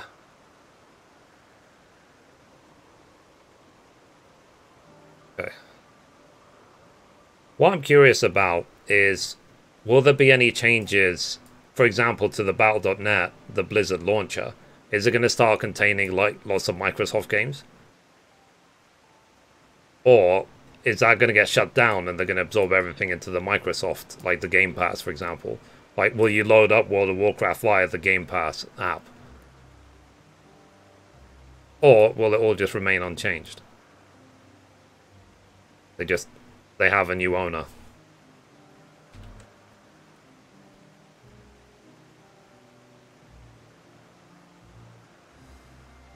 Guess we have to wait and see. And we have to see if the deal gets approved to begin with, because when there's these deals which are so massive, they do have to get approved by government bodies, because they have to make sure that they're not anti-competitive and blah blah blah blah blah blah blah. Okay, let's see. So this is, let's see, story 31. This is episode 1595, and this quest was called Lives Apart. Lives Apart. Yeah. But I'm just going to quickly go to the bathroom, chat, so I will BRB.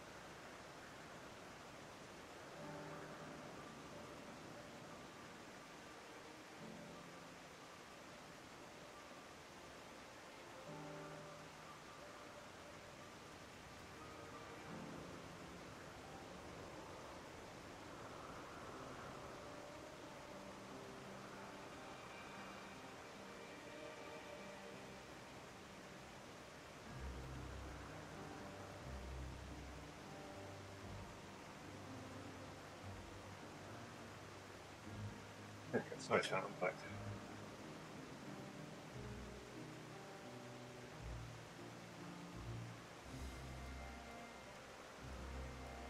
Business as usual. Right.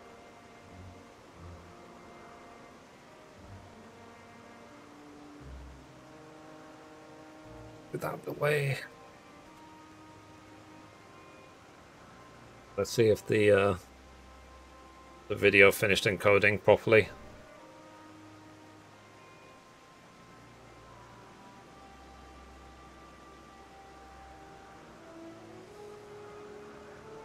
Oh.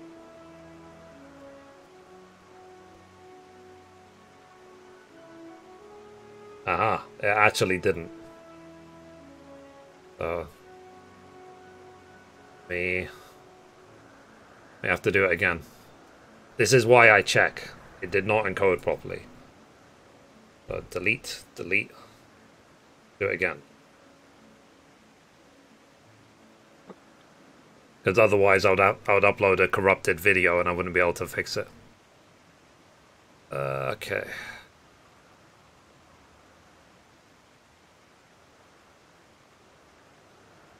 Oh, I'm right to check every time, basically. Okay, part 1.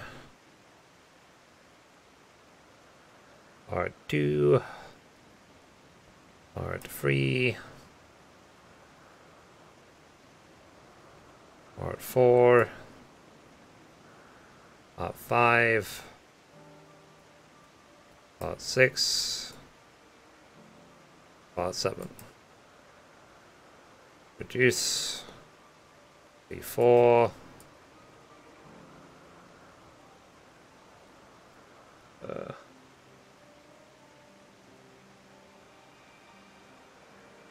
Okay, let's see again. So 6.0.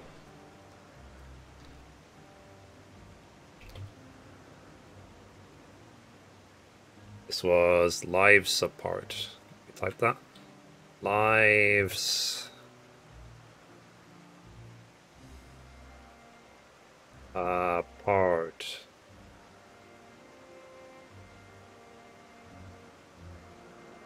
Okay, it's encoding again. So it's like I said, like the only other big merger or acquisition I could see in the future is someone like PlayStation buying Square Enix. Like that's the only one that would be on my radar. I can't think of anyone else. Like I don't know if Nintendo have other studios that they would aim for. Maybe they already own them. Like for example, does Nintendo own Monolith? The people who made Xenoblade?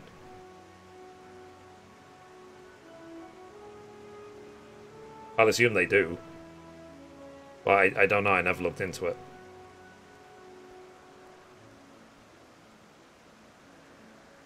And we'll see as well if PlayStation ever buy Kojima Productions.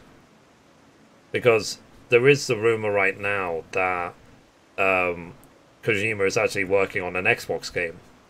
So it's a case of if PlayStation don't move quickly to acquire Kojima, then he might, you know, maybe Microsoft will snap up Kojima Productions.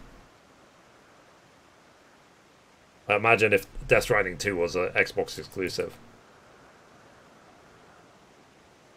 Okay, let's see if the video encoded properly this time.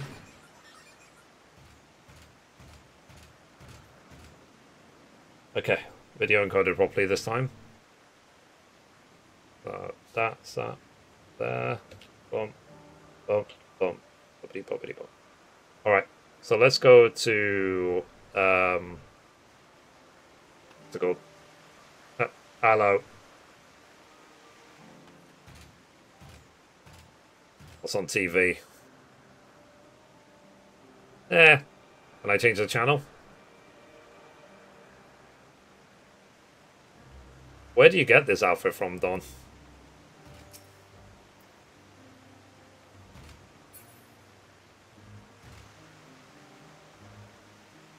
Is this from, like, Alphascape or something? Anyway. I'm just gonna now teleport to Limsa. It's a mount. Oh, okay. You know, I've never seen it before. I've never seen anyone use it. Oh, when does the Halloween event start in 14? All Saints Wake. The Arv Castle. It's soon, right? What, a monitor? Yep. Hang on, sorry, I got a message. Okay.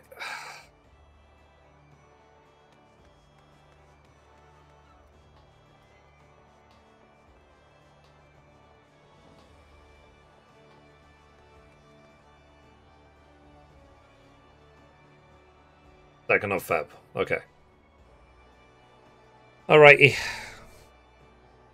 It's like the Ixion Fate getting stuff from it and then you buy it. Ah, okay. So I'm just going to record now the melee DPS role quest for level 86. So recording in 3, 2, 1. And we're back for another episode. In this episode, we're going to be doing the level 86 melee DPS role quest in Final Fantasy XIV. And as always, hello from Mithrie. So we are here in Limsa Laminza Upper Decks at 1212, just outside the Maelstrom Command. And we need to talk to the Maelstrom Secretariat. So the quest is called The Crushing Tide. The Secretariat has recent developments to share. So your timing could not be better. The Admiral has just this moment returned from meeting with the Sahagin. I shall inform her of your arrival.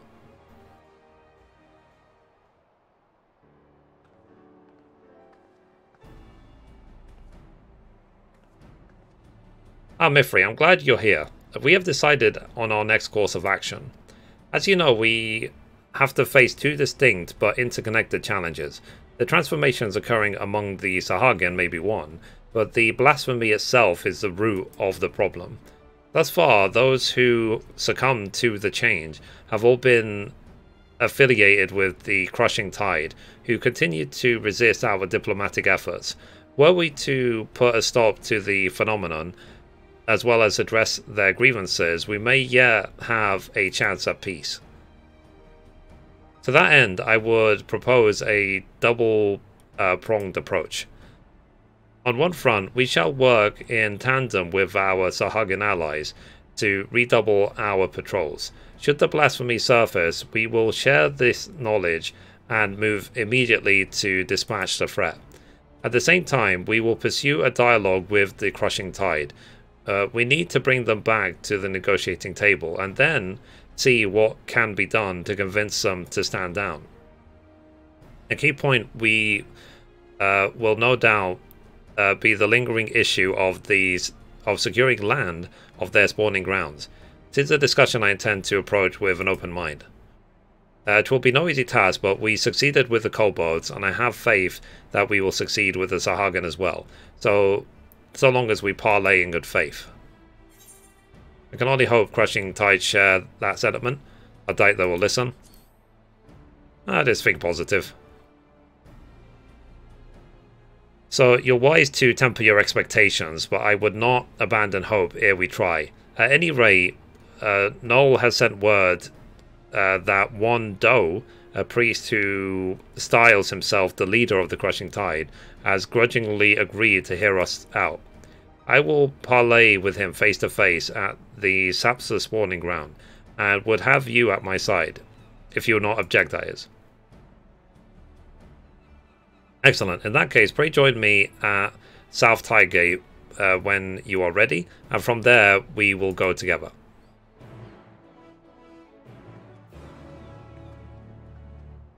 Alright, so we have to go to, I think, Western Lanosia. So let's go. Okay, stop recording. Let's see, part 1.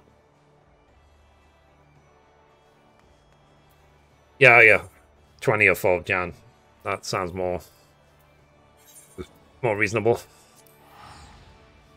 It's basically as soon as Heaven's Sun is over, right? Then All Saints Wake starts.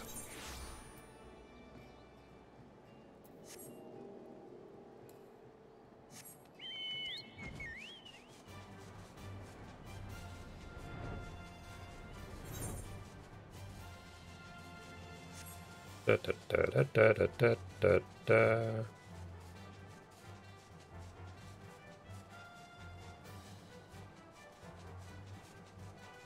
All right, let's go.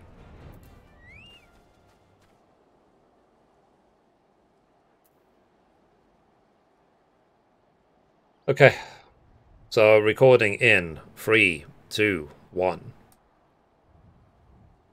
Okay, we caught up with her, so let's talk to her. So, all prepared, are you? Doe is not known for his patience. We must take care not to incur his ire.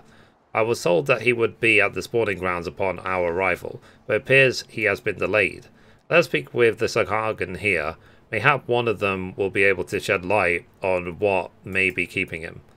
One more thing. I come here as a representative of Limsa Laminza on a diplomatic mission. Should the talks deteriorate and things come to blows, I cannot be seen to bloody my hands. I trust that you understand. And with that, let us be off. She's now in your party. Stay close. Okay. So she's going to be following me around. I guess this is just a general feature that they've added to Endwalker. So how far do we need to go? Okay, not too far. This fate is level 40, so this will not be any problem. Just walk straight by it because we're level 86.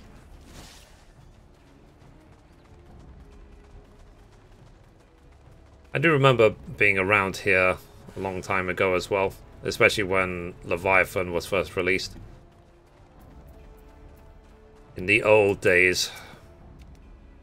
So, what is this? Since when are filthy shorewalkers free to intrude upon our sacred spawning grounds? Pray forgive our intrusion. We seek an audience with Speaker Doe. Where might we find him? You will do no such thing, shorewalker. We have not forgotten what you did to Lord Leviathan. Be gone. We won't get much out of this one. Let's try elsewhere. Okay. Well, let's talk to the next one.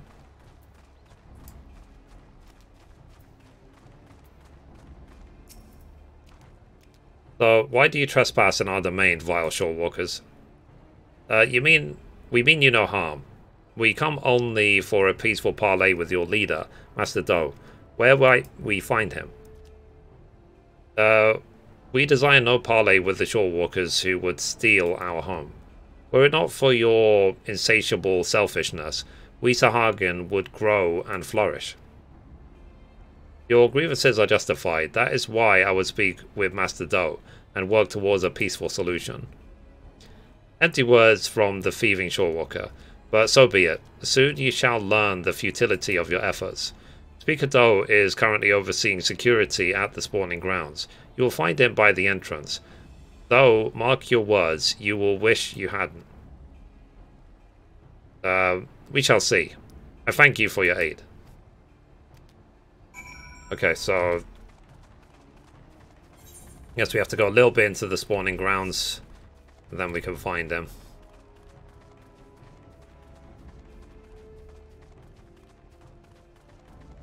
A little bit further, and we should be there. It's nice that they're reusing old zones like this.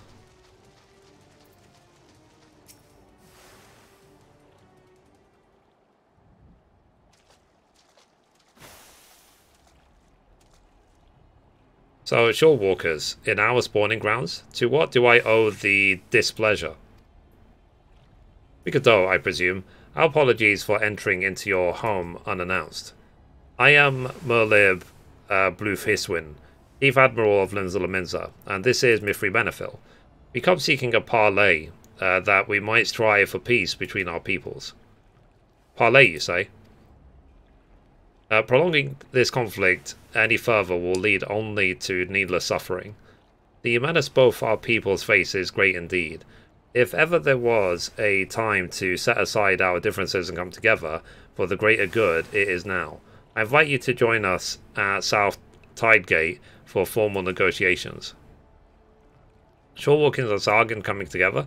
What assurances do I have that you will not slit our gills the moment we set foot within your territory? I can offer naught but my word. we open our gates to you and invite you into our home as a show of respect.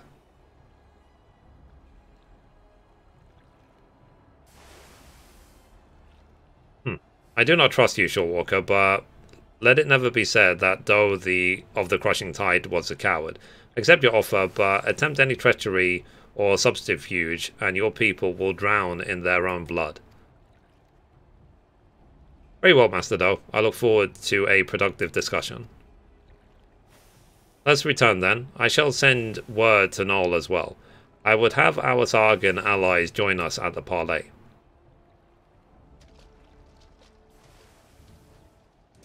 Okay, so I need to go back to the gate to catch up with her. So, not too far away. So, let's go. Okay, stop recording. Let's see. Art. You.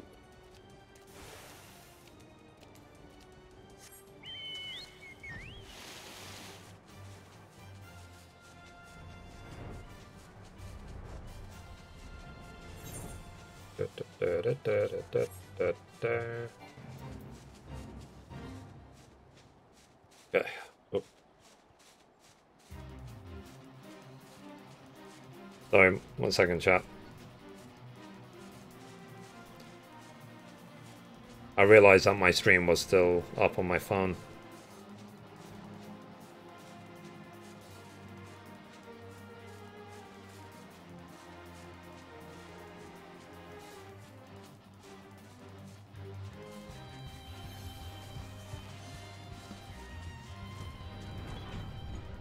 Alrighty. Okay. So I think when I finish this quest, I'm gonna take a break from recording for now because it's nice to just sit and chat rather than just the whole time you're just watching me record videos. So let me finish this this video at least, and then we'll do something else. So recording in 3, 2, 1. Okay, we caught up with her, so let's talk to her again.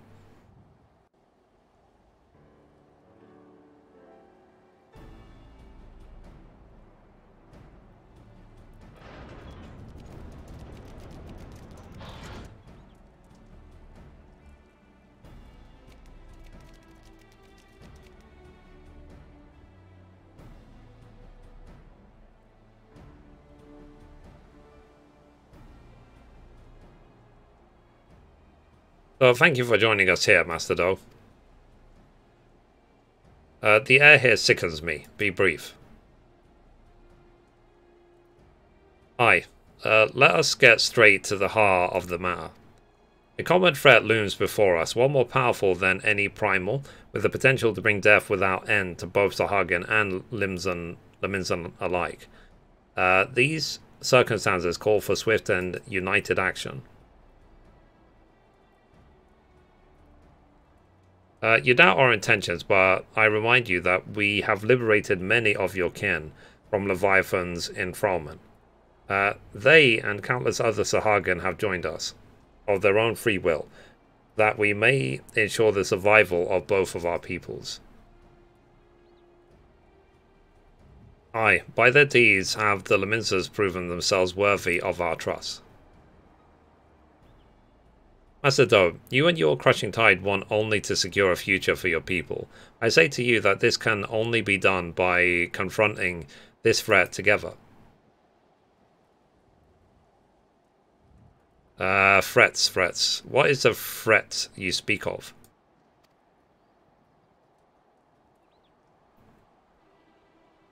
If it is unity you crave, then submit yourself to our command. Be the Serpent Reavers. They are the only shore workers I deign to call friend. You would ask us to willingly surrender ourselves to your Lord of the World? I do. For that, and that alone, I will ensure peace between us. Preposterous. You propose not an alliance, but servitude. This way lies nothing but death for all Sahagin. Do you hear this, my sworn brothers? The shore walkers have stolen this one's mind. He decries Lord Leviathan, and he opposes the lunacy of our sworn foes. These treacherous wretches have abandoned our god, and conspire to drive we faithful from our ancestral home. We cannot, and we must not, let this stand.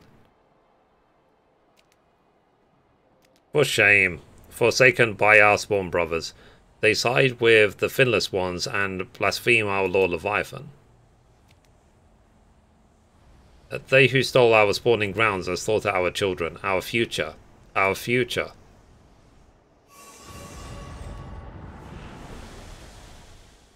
Like, uh-oh.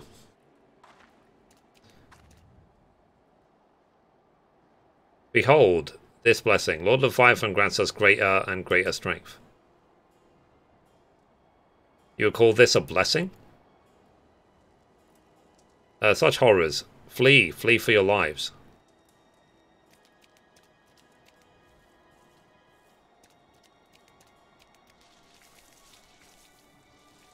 So the beast makes for Aleport.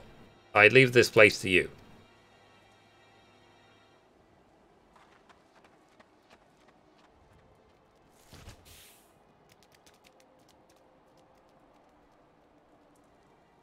So, splendid, splendid. Let all our spawn brothers be blessed with such power.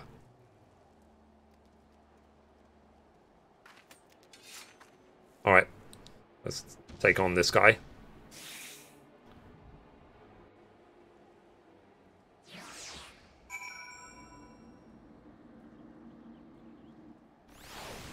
Alright. Let's summon my trusty Chocobo. Well, that's even needed.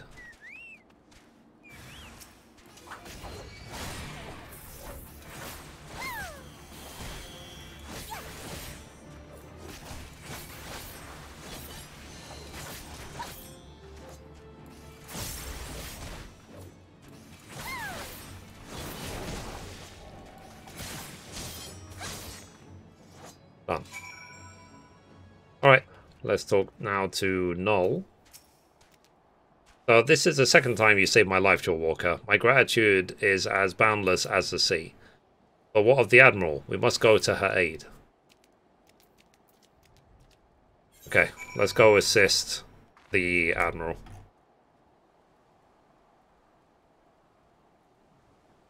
Okay, stop recording for now. Let's see, part 3. So guys, have you done all of these role quests? Or is it something you didn't really care about? Just trying to make sure I get them done there and then. So when I level up Sage, I will do all the healer ones and Shadowbringers while I level up. Because I think it's the healer one. That's the last one I need, and then I've done all the Shadowbringer role quests. Card 2, I maxed the EXP. Fair enough. All done, all done, all done. Cool. All right. Recording in 3, 2, 1. Okay, we caught up with the Admiral, so let's talk to her. So, I was too late, I am sorry. There is no need to apologize. You are not responsible for my people's plight. But what I cannot fathom is Doe's response. How pleased he was to see his brothers become slavering beasts. The fool believes it is a blessing from Leviathan himself.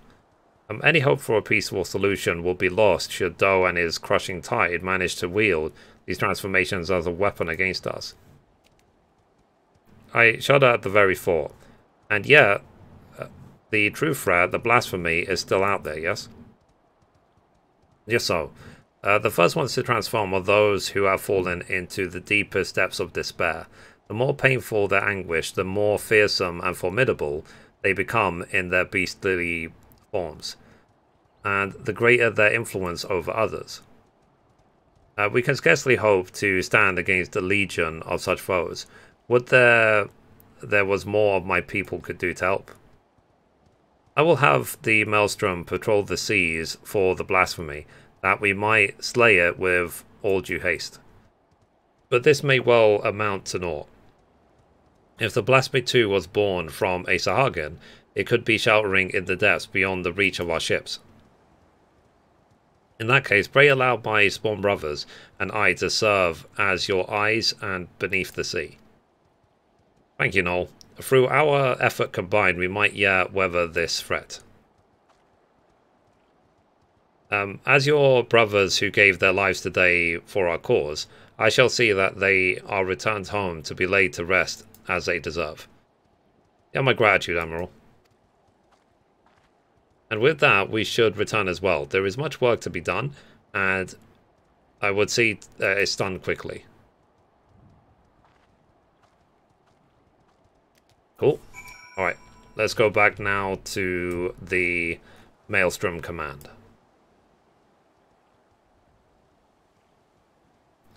Okay, stop recording. So let's see, part 4. So thankfully these quests are not that long. At least for now. I'm sure the level 91 will take a while.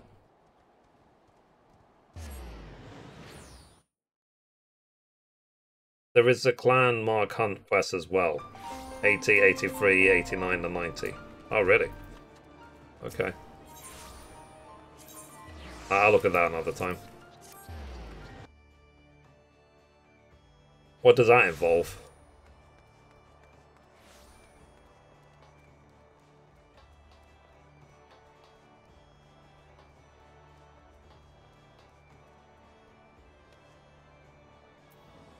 Okay. Let's talk to her again. Daily hunts. Hunt marks. Okay. Alright. Recording in 3, 2, 1. Okay, we made it back to the Maelstrom command, so let's talk to the Admiral. So, Mithrie, I was just sharing our findings. So, you see, the danger is exactly as the Sahagin described. While Doe and his ilk have no means of forcibly triggering the phenomena at present, it is plain that they intend to seek one out. Redouble our patrols offshore and inform me at the first sign of anything out of the ordinary. It shall be done, Admiral. I worry that we may be stretching ourselves too thin. Should the situation take a turn for the worse, I will recall our forces from Golem mode, yet I would reserve that as a last resort. For now, I must get to work securing reinforcements. I ask that you remain close by. We may have need of your strength all too soon. Cool. Let's complete. Alright, so the next quest will be at 87. So anyway guys, that's it for this video. Thank you so much for watching, and as always, goodbye from me, and goodbye from Mithrie. Bye guys.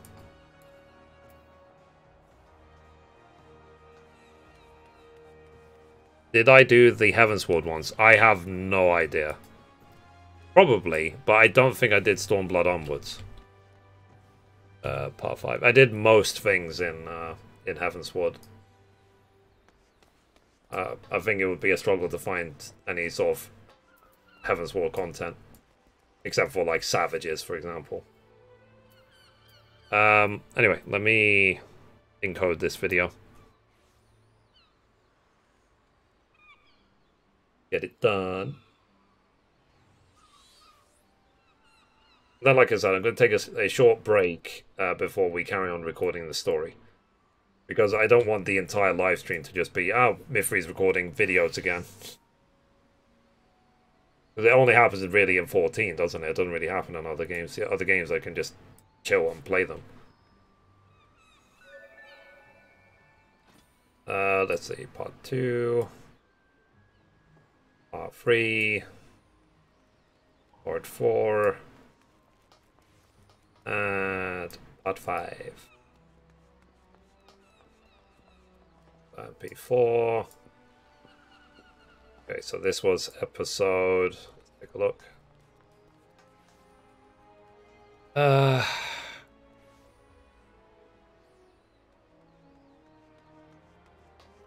see, 6.0. This was episode 1596. The DPS quest. 86. Save. Fine coding. You did sub daily hunt since Dawnblood. Oh, okay.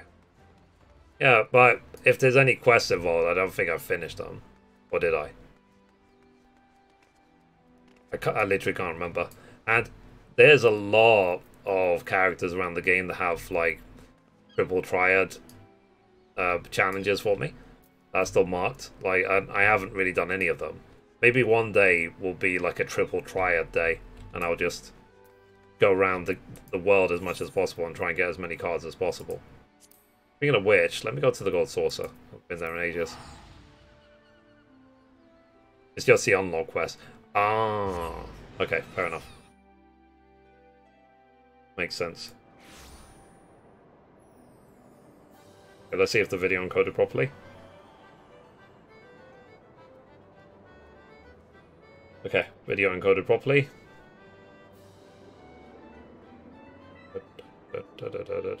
This song is annoying. It's annoying. It's annoying.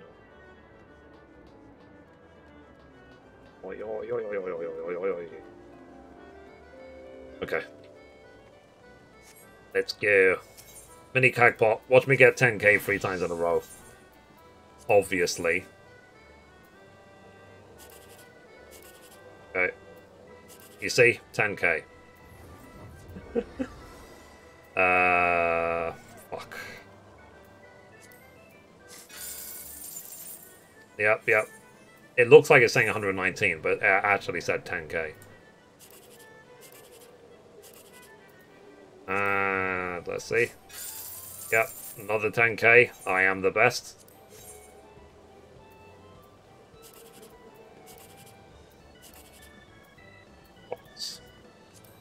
Um, 3,600, I'll take it. That's the second highest. Cool. I've not done the fashion contest in so long.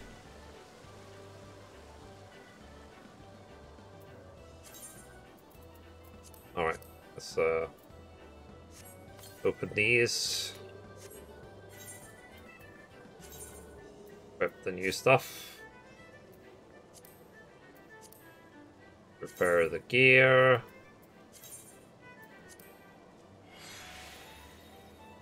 Like, is there any actual requirement to have that gear on? You know, the glamour, or not really?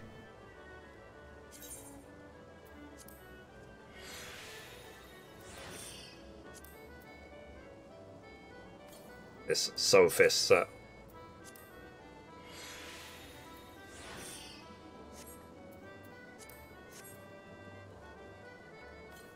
Elpis, no. Okay. So it's a nice to have.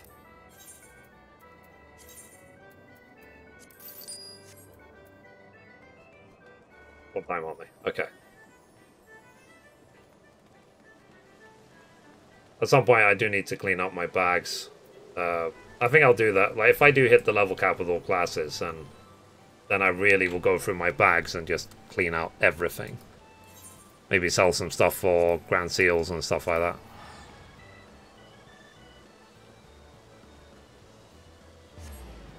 And if not, you can just say you belong to Organization 13. Yeah, that's true. We do that. But yeah. So, we are still progressing nicely and slowly through the story. And like I said, so I'm going to assume that after Elpis, it's the second half of Labyrinthos, right? And then on to the last zone, that Ultima, whatever zone. I haven't actually seen it yet, but I know it's called Ultima. And when I finish Elpis, I need to obviously unlock Flying there and do the Fate grind, the Shared Fates. I mean, I don't have to, but that's just how I'm choosing to do this expansion. I'm going to assume this one is Elpis, this one is Labyrinthos, and then this one is Ultima.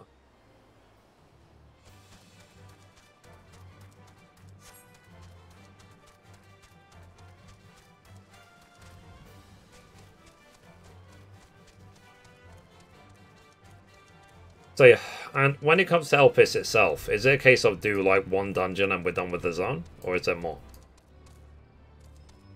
Is rank 3 the highest? Yeah, it is. Once you get to rank 3 with a zone, then you can't go any higher than that. So we did really spend the time to finish all the Shadowbringers and the 3 zones so far.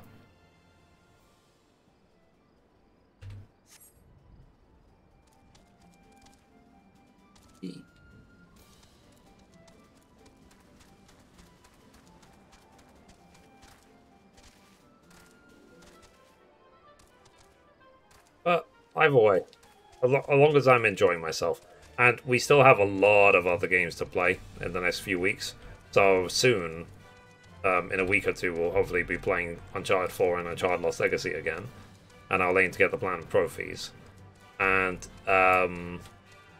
then there's, was it Elden Ring and Dying Light 2 and what's it called?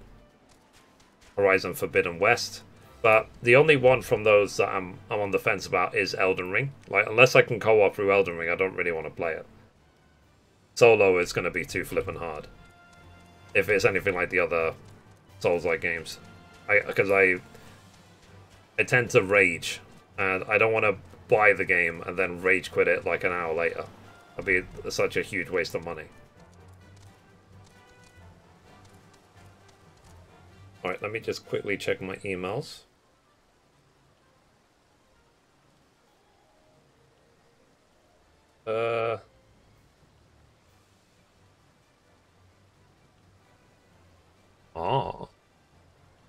Okay, I got...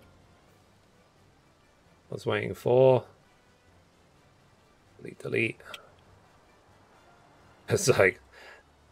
Because, you know, I used to be in so much debt before, like loans and credit cards and stuff. I still get offers all the time. It's like, you can be pre-approved for this credit card. It's only got a 36% interest rate. Do you want it? It's like, no. No, I do not.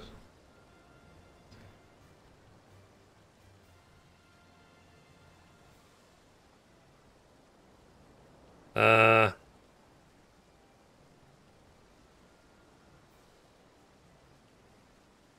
sorry, that was me. I'm just checking my emails.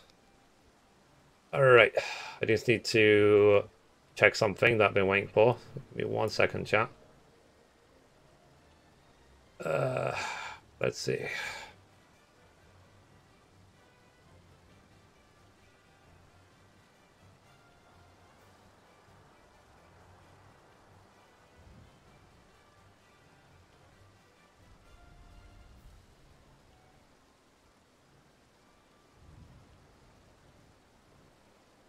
Let's see.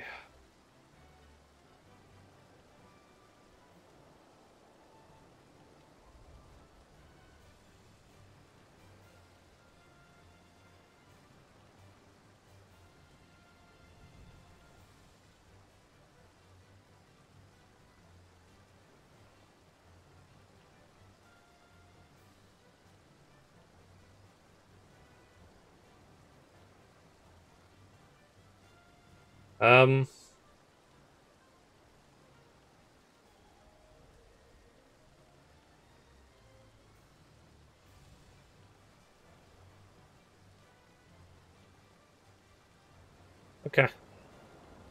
Mom, I'm gonna send you a DM. I don't know if you're still here. Second. Let's see.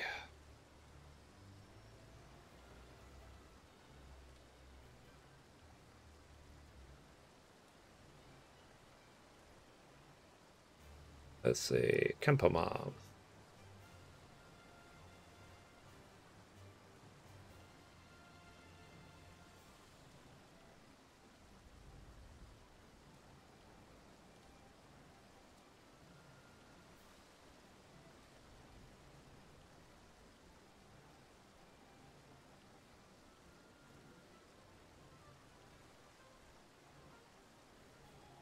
Okay, I sent it to you.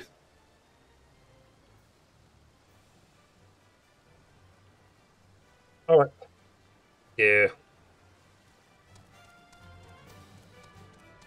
Let's see, I keep hoping for an email from the job interview I had. And this is so stressful, oh my god. Yeah, no, I know what that's like. Believe me.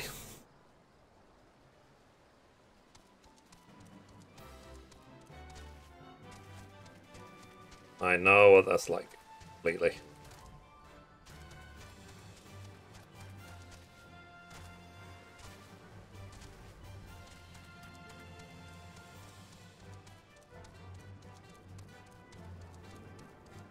Yeah, yeah.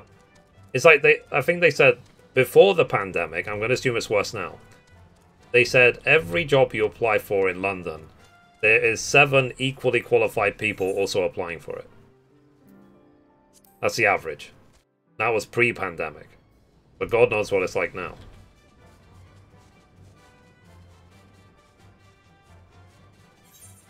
But that's why, like I said, as you know, I'm happy I'm away from all that rubbish or that stress.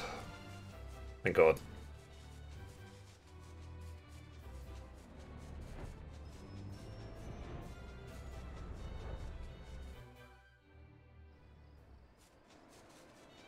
Yeah, this fight still going on.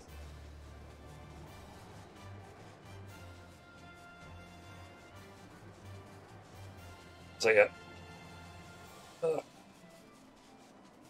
But I'm happy and I'm safe. That's all that matters, right?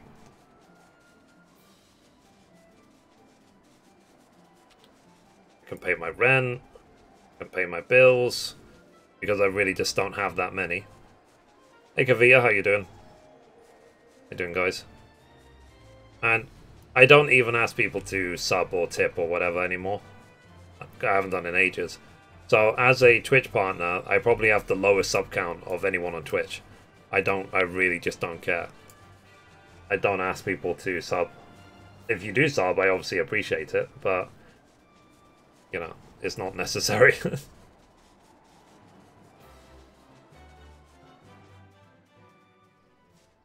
And I'm not gonna go down this line of acting depressed. It's like, I only have 250 sub points.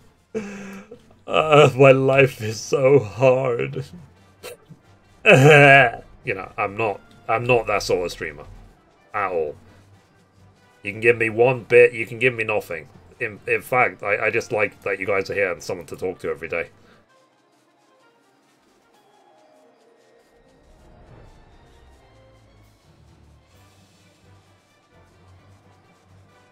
I think that's the actual value of the live stream for me, so that I don't just sit in this, because there's something I did speak to Mum about. It's like, could you imagine, just picture my life in this tiny room. Imagine I was just sitting here. There was no internet, there's no games, there's no nothing. And with the pandemic, basically locked down for 2 years. This room would be a flippin' jail cell. So we're lucky we live in the digital age. That the internet exists, for example. That we can stay indoors and it's not as big of a deal. We always have something to do.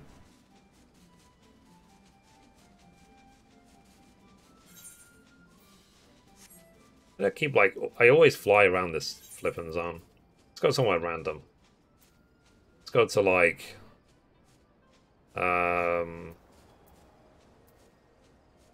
let's go to Sea of Clouds. We'll fly around there.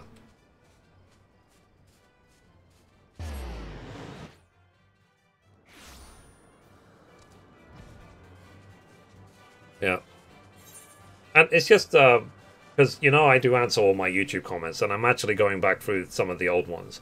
But sometimes, very rarely, but, like, most of the comments are supportive, like 99.9% of them are supportive. But very rarely, you have these sort of comments on these videos, like, you know how recently I edited all the FFXIV videos to remove anything irrelevant from all of them? I had someone say, the video doesn't show what all the FFXIVs are. Thanks for nothing. It's like, dude, 1, I made the video like 8 years ago. 2, I did update the video to remove the irrelevant information. 3, read the description. 4, watch your fucking attitude. You know what I mean? It's like, I'm going out of my way to help people. Gratitude, thank you. Be nice. Otherwise, fuck off. So, don't have to help. So, but at least I did go through all the videos to fix all of them. At least to fix the descriptions. But Sea of Clouds, for example, was gutted completely. Like, the 10 orbs that were in Sea of Clouds, they removed all 10. They added 4 brand new ones, and so on. So, all the orbs from the original video I had to remove. All the video now shows is where the quests are. So, this zone, the Sea of Clouds, was changed the most when it comes to the old to the new one. Let's see. Or how does a ladder work under the MGP guide? Did someone ask that? I can't remember.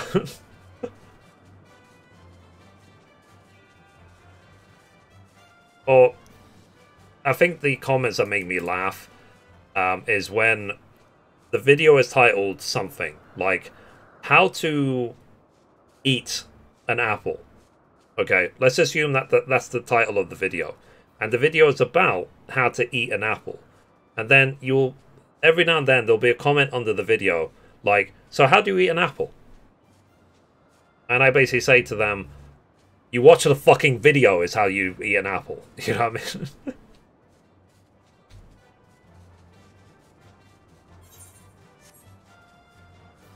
Like, just watch the fucking video. Like, damn it. Use the eat apple emote. Yeah. Duh. But again, that happens really, really, very, very rarely. But when I see those sort of comments, I'm just sort of like,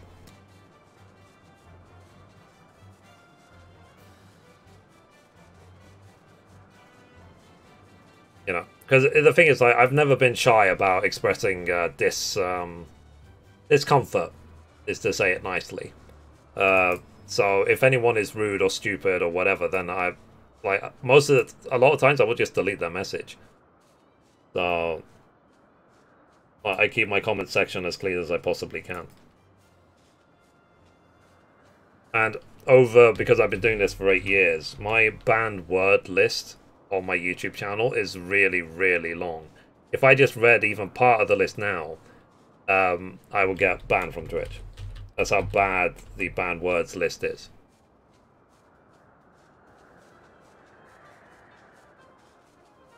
You dare not speak its name.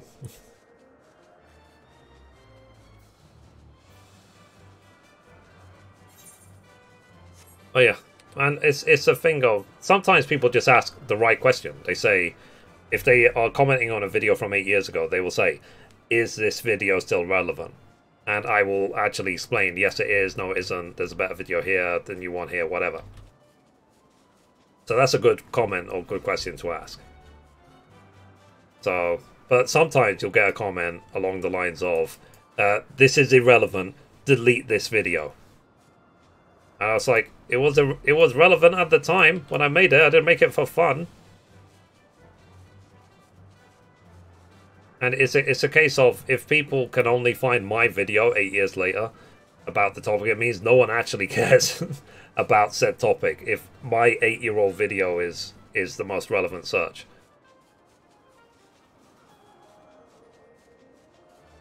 So, but hey, that's the life of a YouTuber sometimes. Thankfully, rarely, but, you know, like I said, when it does happen, it does make me laugh.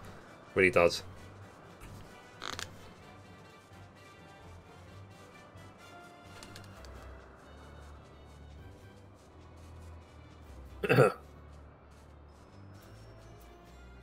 Okay, let's fly around another zone for a bit. Let's go to... Okay, let's go to Gala mode.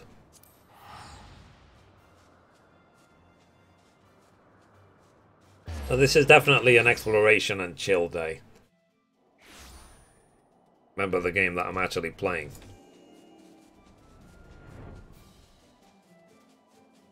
And that's the thing, like I said, we waited like 8 years to come here.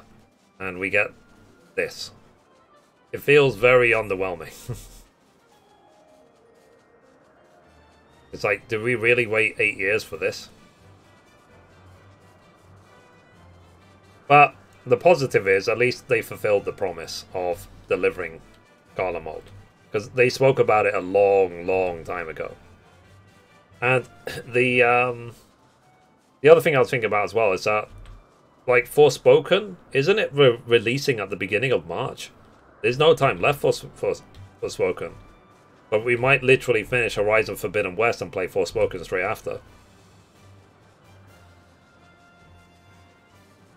Yeah, the big empire. Yeah, exactly. It's just this little zone right here.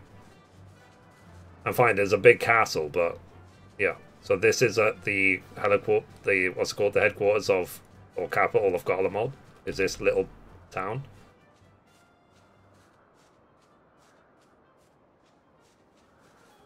Will be cool to see them. I don't have no budget here for the games at the moment. Yeah, I don't have a budget either. Like, I'm literally relying on, for example, PlayStation sending me Uncharted and what's it called, Horizon, and then I emailed Flippin' Bandai about Elden Ring, but they didn't reply, so I'm probably not going to get Elden Ring from Bandai. They haven't sent me a game in years, so I think Bandai hate me for whatever reason. And then when it comes to Forspoken, hopefully I'll just get it from Square Enix. So, like, generally, I get on well with Square Enix. It's just the people who run 14 specifically, I don't get on with. So, for whatever reason, they hate me for some reason. So, yeah. So, I get no promotions, I get absolutely nothing from the people who run 14. But it's run by a different department. So, what can I say? I basically just say, well, my videos for 14, I put no effort into them. They get 20 views.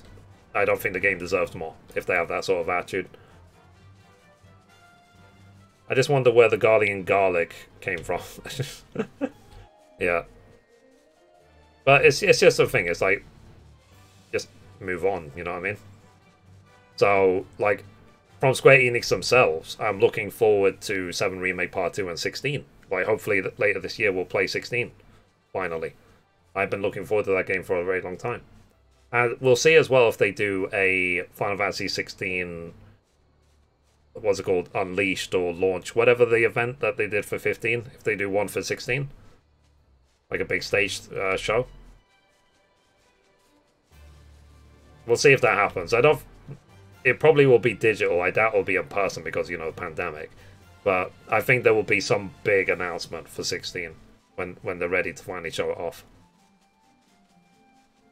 And my guess is that that's when they will announce the collectors of the game.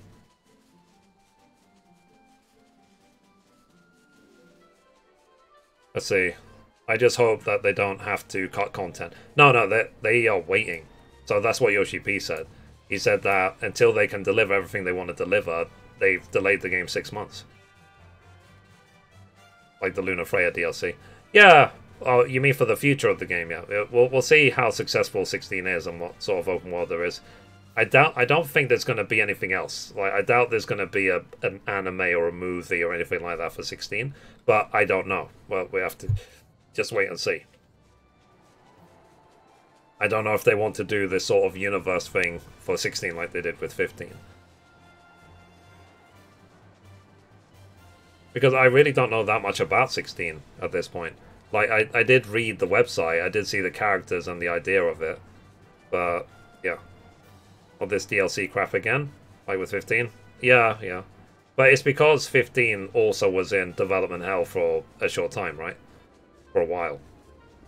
And then, yeah. And then they ended up just cancelling the Luna Freya. I wish they didn't cancel the Luna Freya DLC. Because I waited literally flipping years to go to Tenebrae as Luna Freya. To see what Tenebrae was like, and then it never happened. I was just like, yay.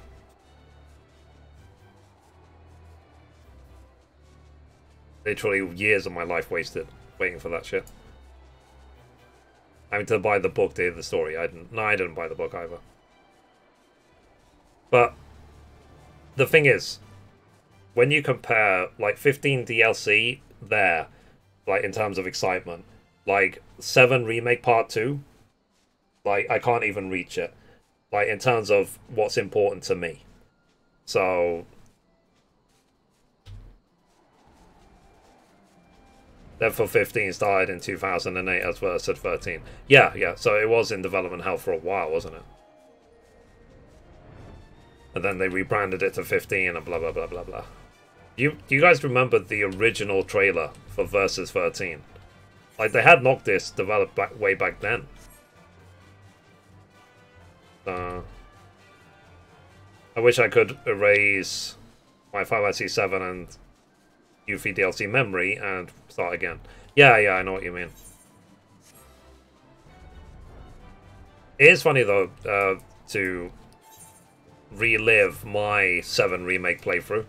Like I watch my own VODs and they actually make me laugh. Even though it's me doing it, me playing it. Let's see. Yeah, after they kick Nomura out. Yeah. Like I said, that did make me laugh. Okay, this is Yerobania. Almost didn't recognize the song. But the characters were done by Nomura. Yeah. So I would say he probably should just stick to what he's good at. He's really good at designing memorable characters. But whatever, it's his life. He can do what he wants. I'm sure Square Enix wouldn't be the same without him. And that's the thing. At least we know who these directors are by name at Square Enix. That's how much influence they have. Like, can you guys name any of the developers or directors at, for example, Activision Blizzard, other than, for example, Bobby Kotick or Mike Morhaime? So Mike Morhaime is the guy who started Blizzard, and Bobby Kotick is the CEO of Activision Blizzard, who's being paid infinity billion dollars a year. And I can't name anyone else at the companies, but they had that little impact on what they delivered. And in terms of WoW, there was very few figures like Chris Metzen, but he left a while ago, right? I think he retired. So let's see. Just a meme of Nomura. Okay, let me check it out.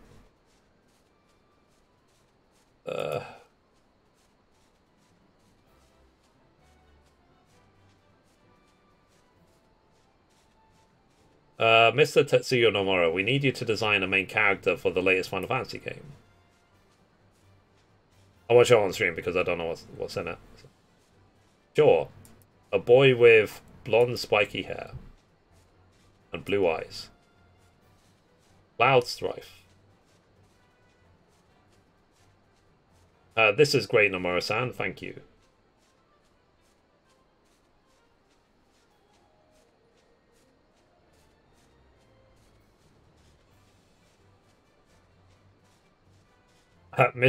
I see where they're going with this. Mr. Tetsuya Nomura, we need you to design my character for the latest Final Fantasy game, Final Fantasy X. Spiky hair, blonde and blue eyes. Sure. Boy with blonde spiky hair and blue eyes. Tidus. Oh, thank you, Nomura. That's funny. 2002. Kingdom Hearts. Oh god, they're gonna say Sora is the same. Mr. Nomura, we need you to design a main character for Kingdom Hearts. A boy with spiky blonde hair and blue eyes. So, don't you have any other design ideas than a boy with blonde spiky hair? Fine, brown hair. But we are still keeping the spiky hair and blue eyes. Sora. Oh, thank you, Nomura-san. 2005. Kingdom Hearts 2. Sir, a boy with spiky blonde hair. With blue eyes. Roxas. Oh my god. Kingdom Hearts birth by sleep. He just walks in.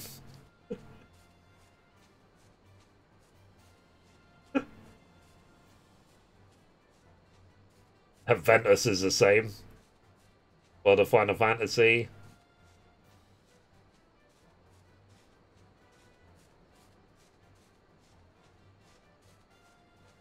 Oh jeez.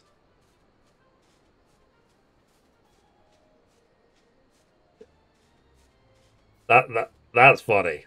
I like that.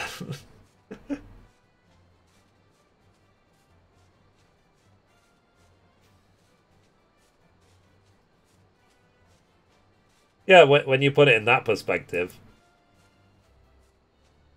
he doesn't have that much creativity after all.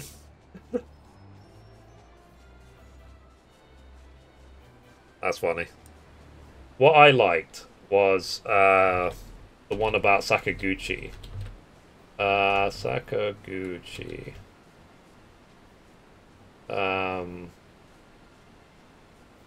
Final Fantasy. Yeah, this one. So, you can watch this whenever. But this was apparently Sakaguchi's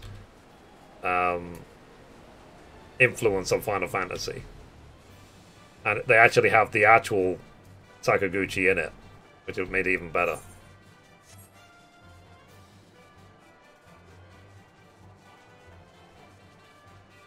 This made me laugh.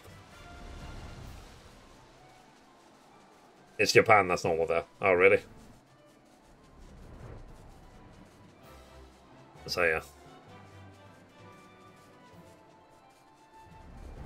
But yeah, it's fair. It's a good point. It really is a good point.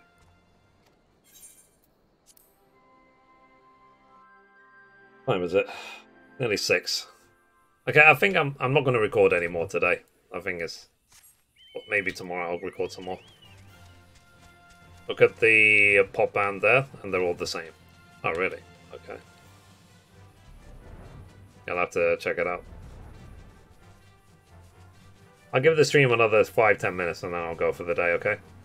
Just chill. I don't have to come back and do 10-hour streams, you know what I mean? But then I'll upload these 2 videos tonight.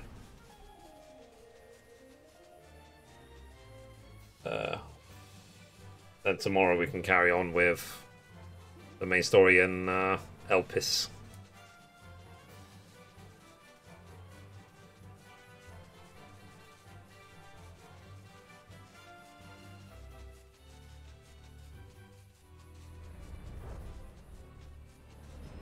Go back to Gridania, born and raised. On the Black Shroud is where I spent most of my days. Okay, old Gridania.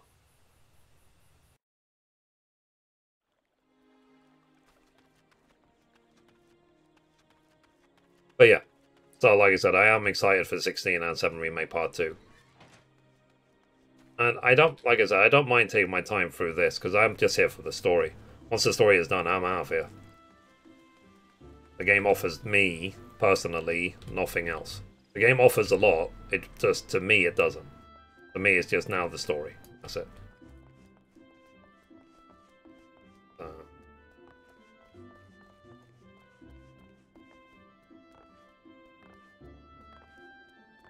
And I don't mind, because we have so many other gaming experiences to take part in. Looks like they were in crafting. Yeah, yeah. But that's hey, that's life. Things change, you know what I mean?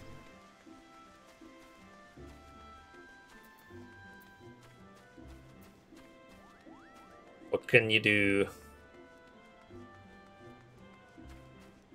And there'll probably be some people out there who would say something like, crafting wasn't ruined.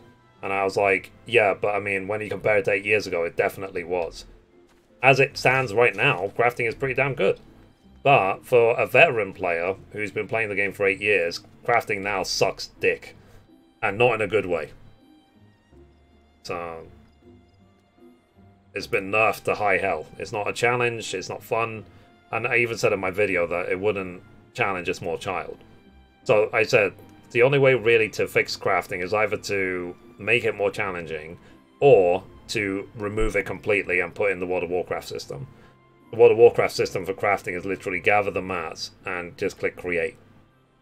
But where it is right now, it adds complication to a very simple process. So that it makes crafting annoying, it doesn't make it fun. Because fun is the name of the game. Literally, it's the name of all games. Is it fun? Is anyone right now crafting said that this is really fun to do?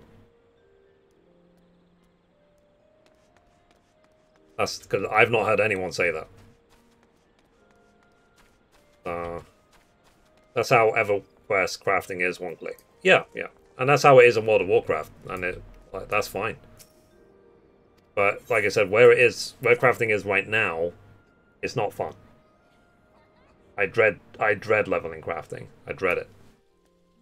So, alright chat, I think I'm going to go for the day. So I'm going to go chill. I'll upload these 2 videos. And then hopefully tomorrow we'll carry on, what's it called? We'll carry on thingy. The story of Endwalker. So, alright chat, I will see you guys hopefully tomorrow. At least we know that the 8000 bitrate works. So that's cool. So, alright guys, have a good day. Bye. Bye bye bye.